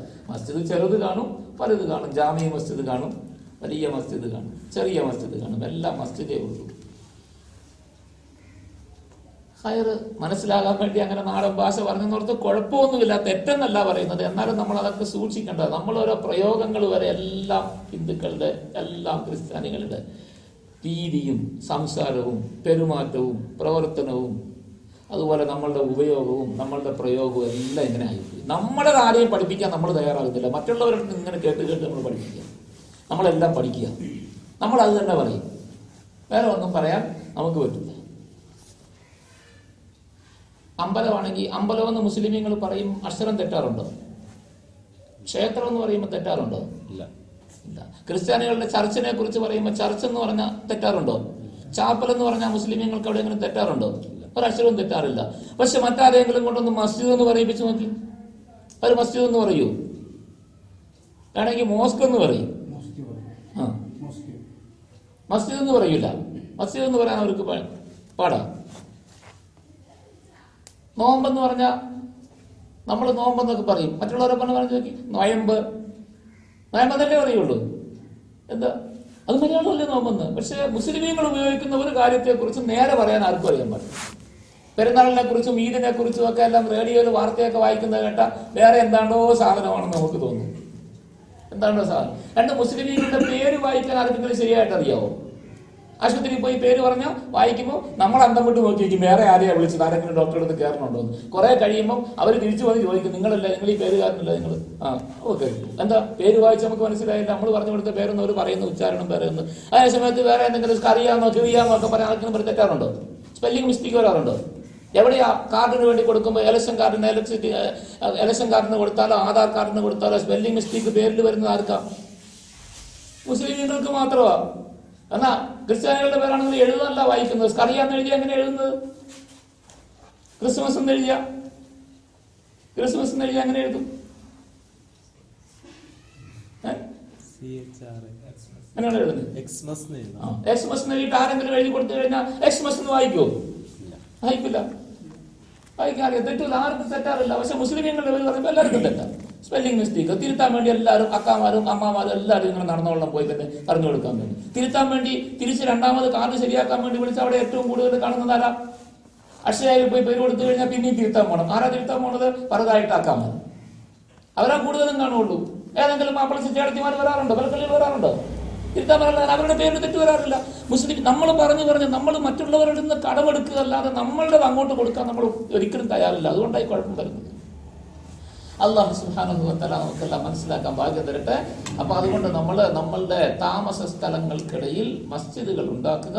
പക്ഷെ മസ്ജിദുകൾ ഉണ്ടാക്കിയാൽ രണ്ട് ബാധ്യത. ഒന്ന്, മസ്ജിദ് എപ്പോഴും നല്ല ശുദ്ധിയാക്കി. സല്ലല്ലാഹു അലൈഹി വസല്ലം തങ്ങളുടെ ഹദീസിൽ വരുന്നത്, ആയിഷ റളിയല്ലാഹു അൻഹ പറയുന്നത്, അതിനെ നിങ്ങൾ സുഗന്ധമാക്കി വെക്കണം. അപ്പൊ എന്തെങ്കിലും നല്ല മണവസ്തുക്കൾ, പള്ളിയിൽ എപ്പോഴും മണമായിരിക്കും. ഇപ്പോഴത്തെ പല മസ്ജിദുകളിലൊക്കെ ടൗണുകളിൽ അവിടെ ഇവിടെയൊക്കെയുള്ള ചെറിയ മസ്ജിദുകളിൽ അല്ലെങ്കിൽ ഇത്തരം നാട്ടുപുറങ്ങളിലെ മസ്ജിദുകളൊക്കെ പോയാൽ അല്ലാഹു നാറിയിട്ട് അങ്ങോട്ട് പള്ളിയിലേക്ക് കയറാൻ നോക്കില്ല. നിസ്കരിക്കണമെങ്കിൽ മൂക്കും പൊത്തിക്കൊണ്ട് നിസ്കരിക്കണം. പായുമെല്ലാം കീറി പഴകി പൂത്ത് കെട്ട് പൂപ്പലും പിടിച്ച് ആരും തൂക്കാനുമില്ല വരാനുമില്ല. മിഹ്റാബിന് മിമ്പറിൽ നോക്കി ഇമാം അങ്ങാനിച്ചിട്ട് നീളം കൂടിയ ആളാ വരണമെങ്കിൽ തലയിൽ മുഴുവൻ വലയായിരിക്കും. കാരണം മിഹ്റാബിന്റെ സൈഡിലൊക്കെ വലയായിരിക്കും. സാധാരണ ഇമാം നിന്നാൽ സൂക്ഷിച്ചൊക്കെ എടുക്കും. ഇച്ചിരി നീളം കൂടി ഇമാം അങ്ങാനും അറിയാതെ വന്നു നിന്നാൽ അവന്റെ തലയിൽ മുഴുവൻ വലയാകും. ആരും തൂത്തിട്ടുണ്ടാവില്ല. ജനലെ കൂടെ ഒക്കെ നോക്കി എല്ലായിടത്തും വലയും പൊടിയും പിടിച്ച് ആര് ഖുർആൻ എവിടെയെങ്കിലും വെച്ചേക്കും ഖുർആന്റെ തോലാൻ വേണ്ടി എടുത്താൽ അവന്റെ കൈയെല്ലാം പിന്നെ കൊണ്ട് കഴുകണം. അതെങ്ങാനും ചേർത്ത് വെച്ചിട്ടുണ്ടെങ്കിൽ അവന്റെ ഡ്രസ്സ് മുഴുവൻ പൊടിയാകും. അങ്ങനെ പൊടിയടിച്ച് തൂക്കാതെയും വാരാതെയും ഒക്കെ കിടക്കും. ഇതാണ് നമ്മുടെ പള്ളികളുടെ ഒക്കെ അവസ്ഥ. സല്ലല്ലാഹു അലൈഹി വസല്ലം പറഞ്ഞു ചെയ്യരുത്. പള്ളി നിങ്ങൾ ശുദ്ധമാക്കി വെക്കണം, തൂത്തുവാരണം. പള്ളി തൂത്തുവാരുന്നത് വലിയ ഉയർന്ന അമല. സല്ലല്ലാഹു അലൈഹി വസല്ലം പറഞ്ഞു, എന്റെ ഉമ്മത്തികളുടെ അമലുകൾ മുഴുവനും എന്റെ മുമ്പിൽ വെളിവാക്കപ്പെട്ടു. പക്ഷെ ഞാൻ ആ അമലുകളുടെ കൂട്ടത്തിൽ വളരെ ഉയർന്ന പ്രതിഫലമുള്ള ഒരു അമല് കണ്ടു, ഏറ്റവും കടുത്ത പാപമുള്ള ഒരു അമലും കണ്ടു, ഒരു പ്രവൃത്തിയും കണ്ടു. എന്താന്ന് ചോദിച്ചപ്പോൾ നബി സല്ലല്ലാഹു അലൈഹി വസല്ലം പറഞ്ഞു, ഏറ്റവും ഉയർന്ന അമലായിട്ട് ഞാൻ കണ്ടത് പള്ളിയിൽ കിടക്കുന്ന തുരുമ്പും കരടും എടുത്ത് പുറത്ത് കളയുന്നത്. പള്ളി ശുദ്ധിയാക്കാൻ വേണ്ടി പള്ളിയിലെ കരടും തുരുമ്പും എടുത്ത ഒരാൾ പുറത്ത് കളഞ്ഞാൽ അതവന്റെ അമലുകൾ എഴുതുന്ന ഏഴിൽ വലിയ അമലായിട്ട്. പള്ളിയിൽ ആരെങ്കിലും അഴുക്കോ പൊടിയോ എന്തെങ്കിലുമൊക്കെ ഇട്ടാൽ അത് അവന്റെ അമലുകളുടെ കൂട്ടത്തിലുള്ള ഏറ്റവും മോശമായ അമൽ. കാറി തുപ്പി വെക്കുന്നത്. പഴയ കാലത്തൊക്കെ പള്ളിയിൽ നിൽക്കുന്ന ആൾക്കാർ കാര്യം കൂടെ തുപ്പി, ജനലെ കൂടെ ഒക്കെ തുപ്പി. പണ്ടൊക്കെ ആണെങ്കിൽ ചില പള്ളികളിലൊക്കെ കാണാം ജനലെല്ലാം കാറി തുപ്പിയൊക്കെ ഒലിപ്പിച്ചൊക്കെ വെച്ചേക്കുന്നത്. നിസ്കരിക്കാൻ വേണ്ടി നിൽക്കുമ്പോൾ മെഹ്റാബിന്റെ അവിടെ നിൽക്കും, മുമ്പിൽ ജനൽ കാണും. ഇവിടെ നിൽക്കുന്ന ആൾക്കാർ കാമത്ത് കൊടുത്തു കഴിഞ്ഞ് മാമ കൈകെട്ടാൻ പോകുമ്പോൾ ആഹൂഹൂ എന്നൊക്കെ പറഞ്ഞ് കാറി തുപ്പി ആ ജനലെ കൂടെ എല്ലാം തുപ്പി വെക്കും. എല്ലാം പൊടിയും പിടിച്ച് അഴുക്കും പിടിച്ച് തുപ്പി വെച്ചേക്കും. പള്ളിയുടെ മുറ്റത്തെല്ലാം തുപ്പി വെക്കും. വുളൂ ചെയ്യാൻ വേണ്ടി വന്നിരിക്കുമ്പോൾ പള്ളിയിൽ നിസ്കാരം നടന്നുകൊണ്ടിരിക്കുകയായിരിക്കും. ഒരാൾ വുളൂ ചെയ്യാൻ വന്നിരുന്ന അവിടെ ഇരുന്ന് കാറി ബഹളം ഉണ്ടാക്കി വെച്ച് ഇവിടെ നിസ്കാരത്തിൽ ഇമാം ഓതന വരെ തെറ്റിപ്പോകും. അങ്ങനെയാണ് നമ്മളൊക്കെ വുളൂ ചെയ്യാൻ വരെ വന്നിരിക്കുന്നത്. ഇതെല്ലാം പള്ളിയിലാണ് ചെയ്യുന്നത്, പള്ളിയെ അഴുക്കാക്കുന്നതാണ്, പള്ളിയിൽ ബഹളം ഉണ്ടാക്കുന്നതാണ് നമ്മൾ ചിന്തിക്കാറില്ല. അപ്പൊ ഇതാണ് പള്ളിയിൽ അഴുക്കാക്കുന്നതാണ് വലിയ പാപമെന്ന് നബി സല്ലല്ലാഹു അലൈഹി വസല്ലം. അപ്പൊ അതുകൊണ്ട് നമ്മൾ പള്ളിയെ ശുദ്ധിയാക്കി വെക്കുക, നന്നാക്കുക, സുഗന്ധം വെക്കുക. കൂട്ടത്തിൽ പറഞ്ഞേക്കാം, നീ പള്ളി നല്ല മണമുള്ളതാക്കണം, സുഗന്ധം വെക്കണം എന്ന് പറഞ്ഞപ്പോൾ ചിലപ്പോൾ കേട്ടേച്ച് പോയിട്ട് ആരെങ്കിലും നല്ല ഉദ്ദേശത്തോടു കൂടി നല്ല മനസ്സോടു കൂടി ഉച്ച കഴിയുമ്പോൾ വൈകുന്നേരം മഗ്‌രിബിന് വരുമ്പോൾ ഒരു പാക്കറ്റ് ചന്ദനത്തിരിയും മേടിച്ചുകൊണ്ട് വരും. കൊണ്ടുവന്ന് പള്ളിക്കകത്ത് മെഹ്റാബിൽ വെച്ച് കത്തിക്കും. കത്തിച്ചേക്കരുത് കേട്ടോ, തെറ്റാണ്. നമ്മളിന്ന് ചന്ദനത്തിരി എന്ന് പറഞ്ഞു വെക്കുന്ന സാധനം എന്തുകൊണ്ടുണ്ടാക്കുന്നതാണ്? നമ്മുടെ വീട്ടിൽ ആരെങ്കിലും കുറച്ച് ചാണകം വാരി കൊണ്ടുവന്നിട്ടാൽ എന്ത് ചെയ്യും അയാള്? ഞാൻ പോണ വഴിക്ക് ഒരു പിടി ചാണകം വാരി നിങ്ങളുടെ വീട്ടിലിട്ടേച്ച് പോയി. നിങ്ങൾ ഞാൻ എത്ര സ്പീഡിൽ പോയാലും ഓടിച്ചിട്ട് എന്റെ വണ്ടിയിൽ പുറകിട്ട് പിടിച്ച് എന്നെ അടിക്കുവോ അതോ വിട്ടേക്കുവോ? അപ്പൊ നമ്മുടെ വീട്ടിലൊരു ചാണകം കൊണ്ടുവന്ന് വെച്ചാൽ നമ്മൾ ഉടനെ തന്നെ വഴക്കുണ്ടാക്കും. അള്ളാടെ വീട്ടിൽ ചാണകം കൊണ്ടുവന്ന് വെച്ചാൽ നമുക്കൊരു കുഴപ്പമില്ല. കൊണ്ടുവന്ന് വെച്ച് ഇങ്ങനെ കത്തിച്ച് പോയിക്കും. അതുകൊണ്ട് അതൊന്നും വാങ്ങിച്ച് പോച്ചേക്കരുത്. സുഗന്ധം നല്ല മണമുള്ള അത്തർ വാങ്ങിച്ചുകൊണ്ട് വന്ന് തേച്ച് വയ്ക്കും. നല്ല ഊതിന്റെ കഷ്ണം കിട്ടും, മരം കിട്ടും, അത് കൊണ്ടുവന്ന് പുകപ്പിക്കും. പുകച്ചാൽ നല്ല മണം കിട്ടും. അങ്ങനത്തെ എന്തെങ്കിലും സാധനമൊക്കെ വെച്ച് പുകയ്ക്കണം. അല്ലാതെ ഈ ചാണകവും അതും ചാണകം മാത്രമല്ല, ചാണകം എന്ന് പറഞ്ഞതേ ഉള്ളൂ. ഇപ്പൊ ചാണകം മാത്രമൊന്നുമില്ല, പിന്നെ എല്ലാ സാധനവും ഉണ്ട്. ഉള്ള മുഴുവൻ വേസ്റ്റും കുഴച്ചതിനകത്ത് സ്പ്രേ അടിച്ച് പെർഫ്യൂം സ്പ്രേ അടിച്ച് കൊണ്ടുവരുന്ന ചന്ദനം എന്നുള്ള സാധനം അടുത്ത് പോലും വെക്കില്ല. അത് കൊണ്ടുവരുന്ന നാട്ടിൽ പോലും ചന്ദനം കണ്ടില്ല. അതുകൊണ്ട് അങ്ങനത്തെ സാധനമൊന്നും പള്ളിയിൽ കൊണ്ടുവന്ന് വെച്ചേക്കരുത്. അഴുക്കുകളൊന്നും നജിസുകളൊന്നും പള്ളിയിൽ വെക്കരുത്, പോയിക്കരുത്. ആ പോക നജിസിന്റെ പോക പള്ളിയെ നജിസാക്കിയതാകും. പള്ളിയെ നജിസാക്കുന്നത് നേരത്തെ പറഞ്ഞ കൂട്ടത്തിൽപ്പെട്ടത് അള്ളാഹുവിന്റെ ഏറ്റവും വെറുക്കുന്ന കാര്യം. അപ്പൊ അതുകൊണ്ട് പള്ളി ശുദ്ധിയാക്കി നല്ല നിലയിൽ സുഗന്ധമുള്ളതാക്കി. ഇനി മണമൊന്നും വെക്കാൻ പറ്റിയില്ലെങ്കിലും അഴുക്ക് വെച്ച് നാറ്റാതിരുന്നാൽ മതി, അതെങ്കിലും സൂക്ഷിക്കും. അങ്ങനെ ചെയ്ത് നമ്മൾ സൂക്ഷിക്കുക, ഇതൊരു ബാധ്യത. രണ്ടാമത് ഏറ്റവും പ്രധാനപ്പെട്ട ബാധ്യത മസ്ജിദുകളെ ഇബാദത്ത് കൊണ്ട് സജീവമാക്കുക. നമ്മൾ നമസ്കാരത്തിന് ജമാഅത്തിന് കൃത്യമായിട്ട് ഇവിടെ വരണം. സാധിക്കുന്നിടത്തോളം ബാങ്ക് കൊടുത്ത ഉടനെയോ അല്ലെങ്കിൽ അതിന് മുമ്പോ നമുക്ക് പറ്റുമെങ്കിൽ നേരത്തെ മസ്ജിദിൽ വരിക. വുളൂ ചെയ്ത് മസ്ജിദിൽ കയറിയിരുന്ന് തഹിയ്യത്ത് നമസ്കരിക്കുക. ബാങ്ക് കൊടുത്തു കഴിഞ്ഞാൽ സുന്നത്ത് നമസ്കരിക്കുക, ഖുർആൻ ഓതുക, ദിക്ർ ചെയ്യുക, തസ്ബീഹ് ചെയ്യുക. ഇതൊക്കെ ചെയ്തുകൊണ്ടിരിക്കുക. നമസ്കാരത്തെ പ്രതീക്ഷിച്ചിരുന്നു, നമസ്കാരം കഴിഞ്ഞു, നമസ്കാരത്തിന് ശേഷം ഇറങ്ങി നേരത്തെ പറഞ്ഞമാതിരി ഓടിക്കളയരുത്. സുന്നത്ത് നമസ്കാരമുണ്ട്, നമസ്കാരത്തിന് ശേഷം ദിക്റുകളുണ്ട്, ദിക്റുകൾ ചൊല്ലുക. എന്നിട്ട് നമ്മൾ ദുആ ചെയ്യുക. അല്ലാഹുവിന്റെ അടുക്കൽ നമസ്കാരത്തിന് ശേഷമുള്ള ദുആ വളരെ പ്രധാനപ്പെട്ട ദുആയ, ഏറ്റവും സ്വീകരിക്കപ്പെടുന്ന ദുആ. സല്ലല്ലാഹു അലൈഹി വസല്ലമ തങ്ങളോട് ചോദിച്ചു, ഏറ്റവും സ്വീകരിക്കപ്പെടുന്ന ദുആ എപ്പോഴൊക്കെയാണ്, അതിന്റെ സമയം ഏതൊക്കെയാണെന്ന്. സല്ലല്ലാഹു അലൈഹി വസല്ലം പറഞ്ഞു, ഒന്ന് രാത്രിയുടെ അവസാന ഭാഗത്ത് ഉള്ളിൽ, അഥവാ തഹജ്ജുദ് നമസ്കാരത്തിന്റെ സമയത്ത് രാത്രിയുടെ 2/3 കഴിഞ്ഞ് ഏകദേശം ഒരു 2 മണിക്ക് ശേഷം സുബ്ഹി വരെയുള്ള സമയത്ത് ചെയ്യുന്ന ദുആ അല്ലാഹു തആല സ്വീകരിക്കും. അത് ദുആ സ്വീകരിക്കപ്പെടുന്ന സമയമാണ്. രണ്ടാമത്തെ സമയം നബി സല്ലല്ലാഹു അലൈഹി വസല്ലം പറഞ്ഞു, വദുബറ സ്വലവാത്തിൽ മക്തൂബാത്ത്, ഫർളായ നമസ്കാരങ്ങൾക്ക് ശേഷമുള്ള ദുആ അല്ലാഹുവിന്റെ അടുക്കൽ വലിയ സ്വീകാര്യതയുള്ള ദുആയാണ്. അപ്പൊ നമ്മൾ നമസ്കാരത്തിന് ശേഷം ദുആ ചെയ്യണം. നമ്മളൊക്കെ ഇവിടെ എല്ലാ നാട്ടുകാരും ഹനഫി മഹല്ലാണ്, ഹനഫി രീതി അനുസരിച്ച് നമസ്കരിക്കുന്നവരാണ്. ഹനഫി മദ്ഹബ് അനുസരിച്ച് എല്ലാ നമസ്കാരത്തിന് ശേഷവും സുബ്ഹിയും അസറും ഒഴികെയുള്ള ബാക്കി നമസ്കാരത്തിനെല്ലാം ശേഷം ഉടനെ തന്നെ സുന്നത്ത് നമസ്കാരങ്ങൾ ഉള്ളത് കൊണ്ട് ഫർദ് നമസ്കാരത്തിന് ശേഷം ആരും കൂടുതൽ ദുആ ചെയ്യാറില്ല. ചെറിയ ദുആയാണ് ചെയ്യേണ്ടത്. എന്നിട്ട് വേഗം സുന്നത്ത് നമസ്കരിക്കണം. സുന്നത്ത് നമസ്കാരം കഴിഞ്ഞ് ദിക്റും എല്ലാം ചൊല്ലി എല്ലാവരും ദുആ ചെയ്യണം. അതിന് ദുആ ചെയ്യാൻ ഒരാൾ സുന്നത്ത് നമസ്കാരം കഴിഞ്ഞു, സുന്നത്ത് നമസ്കാരം എല്ലാം കഴിഞ്ഞിട്ട് ദുആ ചെയ്യാൻ വേണ്ടി പിന്നെ ഇമാമ് ദുആ രക്കട്ടെ എന്ന് പറഞ്ഞ് കാത്തിരിക്കേണ്ട ആവശ്യമൊന്നുമില്ല. അവരവരുടെ ആവശ്യങ്ങൾ എന്താണ് അല്ലാഹുവിന്റെ അടുക്കൽ ഓരോരുത്തരും ദുആ ചെയ്യും. നമ്മൾ സ്വന്തം അല്ലാഹുവിനോട് നമ്മളുടെ ആവശ്യങ്ങൾ പറയാൻ പഠിക്കണം. സല്ലല്ലാഹു അലൈഹി വസല്ലം തങ്ങൾ നമസ്കാരത്തിന് ശേഷം പറയാൻ ദുആക്കൾ പഠിപ്പിച്ചു. ഫർദ് നമസ്കാരം കഴിഞ്ഞ് അല്ലാഹുമ്മ അൻതസ്സലാം വമിൻകസ്സലാം തബാറക്ത യാ ദൽ ജലാലി വൽ ഇക്റാം اللهم أعني على ذكرك وشكرك وحسن عبادتك اللهم لا مانع لما أعطيت ولا معطي لما منعت ولا راد لما قضيت ولا ينفع ذا الجد منك الجد لا إله إلا الله وحده لا شريك له له الملك وله الحمد يحيي ويميت وهو على كل شيء قدير ലാ ഹൗല വലാ ഖുവത ഇല്ലാ ബില്ലാഹ് ലാ ഇലാഹ ഇല്ലല്ലാഹു വലാ നഅബുദു ഇല്ലാ ഇയ്യാഹ് മുഖ്ലിസീന ലഹുദ്ദീന വലൗ കരിഹൽ കാഫിറൂൻ ലാ ഇലാഹ ഇല്ലല്ലാഹ് ലഹുസ് സനാഉൽ ഹസൻ. ഇങ്ങനെയൊക്കെ ഉള്ള വചനങ്ങൾ നബി സല്ലല്ലാഹു അലൈഹി വസല്ലം ഫർദ് നമസ്കാരത്തിന് ശേഷം പറയാൻ നമ്മളെ പഠിപ്പിച്ചിട്ടുണ്ട്. സഹാബാക്കൾക്ക് പലരും ചോദിച്ചു, നമസ്കാരത്തിന് ശേഷം എന്താ ചെയ്യേണ്ടത്, ഏത് ദുആ പറയണം തങ്ങൾ? പ്രത്യേകമായി കുറഞ്ഞ സമയമല്ലേ ഉള്ളൂ, അതുകൊണ്ട് പ്രത്യേകം പറയേണ്ട ദുആ ഏതാണെന്ന് സഹാബാക്കളിൽ പലർക്കും പല ദുആ നബി സല്ലല്ലാഹു അലൈഹി വസല്ലം പറഞ്ഞു കൊടുത്തു. ഒരാൾ ചോദിച്ചത് പറഞ്ഞു, നീ എപ്പോഴും പറഞ്ഞു അല്ലാഹുമ്മ അഇന്നി അലാ ദിക്രിക വ ശുക്രിക വ ഹുസ്നി ഇബാദതി. ഒരു സഹാബി ചോദിച്ചത് പറഞ്ഞു അല്ലാഹുമ്മ ഇന്നി അസ്അലുക ഫിഅലൽ ഖൈറാത്തി വ തർക്കൽ മുൻകറാത്തി വ ഹുബ്ബൽ മസാകിൻ വ ഇദാ അറദ്ത ബിഖൗമിൻ ഫിത്നതൻ ഫതവഫനി ഗൈറ മഫ്തൂൻ.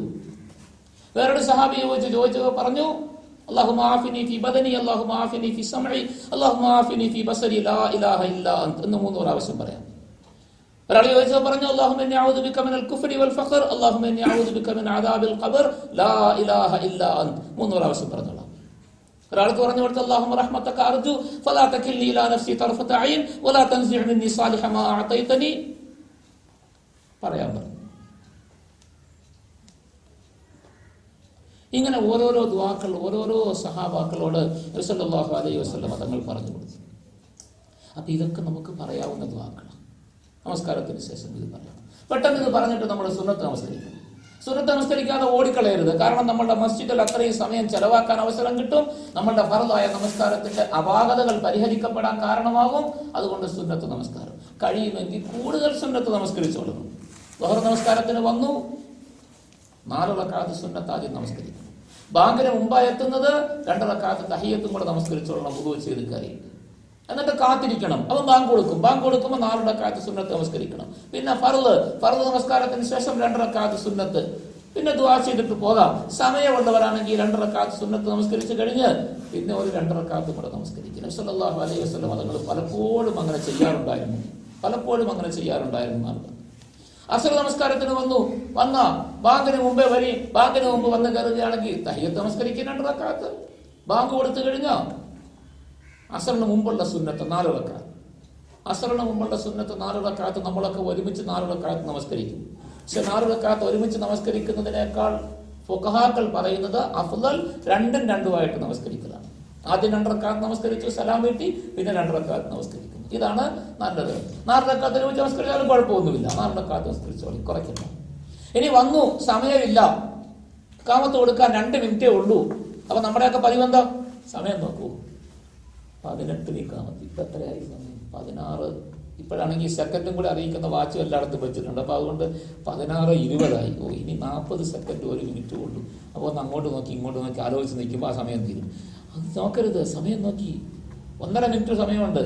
വേഗം അല്ലാഹു അക്ബർ കൈകെട്ടി വെക്കണം. 2 റക്അത്ത് നമസ്കരിച്ച് 4 ആക്കണ്ട. 2 റക്അത്ത് നമസ്കരിക്കും. 2 റക്അത്ത് നമസ്കരിക്കുമ്പോൾ നമ്മൾ ചിലപ്പോൾ അത്തഹിയ്യാക്കിയിരിക്കുമ്പോൾ അല്ലെങ്കിൽ 2ാമത്തെ റക്അത്തിൽ സുജൂദിലേക്ക് പോകുമ്പോഴായിരിക്കും ഇവിടെ ഇഖാമത്ത് കൊടുക്കുന്നത്. കൊടുത്തോട്ടെ, നമ്മുടെ സുജൂദും കഴിഞ്ഞ് വേഗം അത്തഹിയ്യാത്ത് ഓതി 1ാമത്തെ റക്അത്തിൽ തന്നെ വന്ന് ഇമാമിന്റെ കൊടുത്തിക്കൂടാ. അതുകൊണ്ട് ആ സമയം പാഴാക്കി കളയാതെ സുന്നത്ത് നമസ്കരിക്കും. മഗ്‌രിബ് നമസ്കാരത്തിന് നേരത്തെ വരും, 10 മിനിറ്റ് മുമ്പേ വന്ന് മഗ്‌രിബ് നമസ്കാരത്തിന് മുമ്പ് പള്ളിയിൽ ഇരുന്ന് ദിക്ർ ചെയ്ത് ആ സമയത്ത് ദുആ ചെയ്യും. ദുആ സ്വീകരിക്കപ്പെടുന്ന സമയമാണ്. സൂര്യൻ അസ്തമിക്കുന്ന സമയത്ത് അള്ളാഹുവിന്റെ അടുക്കൽ ദുആ സ്വീകരിക്കപ്പെടും. തസ്ബീഹിന് ദിക്റിന് പറ്റിയ സമയം, ഏറ്റവും ഇഷ്ടപ്പെട്ട സമയമാണ്. നേരത്തെ വന്ന് 10 മിനിറ്റ് മസ്ജിദിൽ ഇരിക്കി, ബാങ്ക് കൊടുക്കും, നമസ്കരിക്കും. മഗ്‌രിബ് നമസ്കാരം കഴിഞ്ഞ് 2 റക്അത്ത് സുന്നത്ത് നമസ്കാരം. സുന്നത്ത് നമസ്കാരം കഴിഞ്ഞ് ഓടിയിട്ട് കാര്യമൊന്നുമില്ല, പെട്ടെന്ന് പോകേണ്ട അത്യാവശ്യമൊന്നുമില്ല. എന്തിനാ ധൃതി പിടിച്ച് പോകുന്നത്? സമാധാനപ്പെടി അവിടെ നിന്ന് 2 റക്അത്തോ 4 റക്അത്തോ 6 റക്അത്തോ ഔവാബി നമസ്കരിക്കും. 2 നിസ്കരിക്കാൻ പറ്റിയുള്ളൂ, മതി. 4 നിസ്കരിക്കാൻ പറ്റും, 4 നിസ്കരിക്കും. പറ്റുമെങ്കിൽ 6 റക്അത്തും കൂടെ നിസ്കരിച്ചിട്ട് പതുക്കെ സമാധാനമായിട്ട് ഓതി ദുആ ചെയ്തിട്ട് പോകും. ഇശാ നമസ്കാരത്തിനും അതുപോലെ നേരത്തെ വന്ന് ഇശായ്ക്ക് മുമ്പുള്ള സുന്നത്ത് 4 റക്അത്ത് നമസ്കരിക്കും. 4 റക്അത്ത് സുന്നത്ത് നമസ്കരിച്ച് ഇശായുടെ ഫർദ് നമസ്കരിച്ച് 2 റക്അത്ത് സുന്നത്ത് നമസ്കരിച്ച് വിത്റും നമസ്കരിച്ച് ദുആ ചെയ്തിട്ട് പോകണം. സുബഹി നമസ്കാരത്തിനും അതുപോലെ നേരത്തെ വന്ന് കാത്തിരിക്കണം, സുന്നത്ത് നമസ്കരിക്കണം.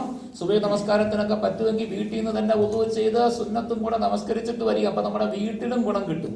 സുന്നത്ത് നമസ്കാരങ്ങൾ കുറെ വീട്ടിൽ നമസ്കരിക്കുന്നത് നല്ലതാണെന്ന് നബി സല്ലല്ലാഹു അലൈഹി വസല്ലം തങ്ങൾ പറഞ്ഞത്. വീട്ടിൽ ഐശ്വര്യം ഉണ്ടാകും, പ്രകാശം ഉണ്ടാകും. സുന്നത്ത് നമസ്കരിക്കുന്ന വീടുകൾ മലക്കുകൾക്ക് പ്രകാശമുള്ളതായിട്ട് കാണാൻ പറ്റുമെന്ന്.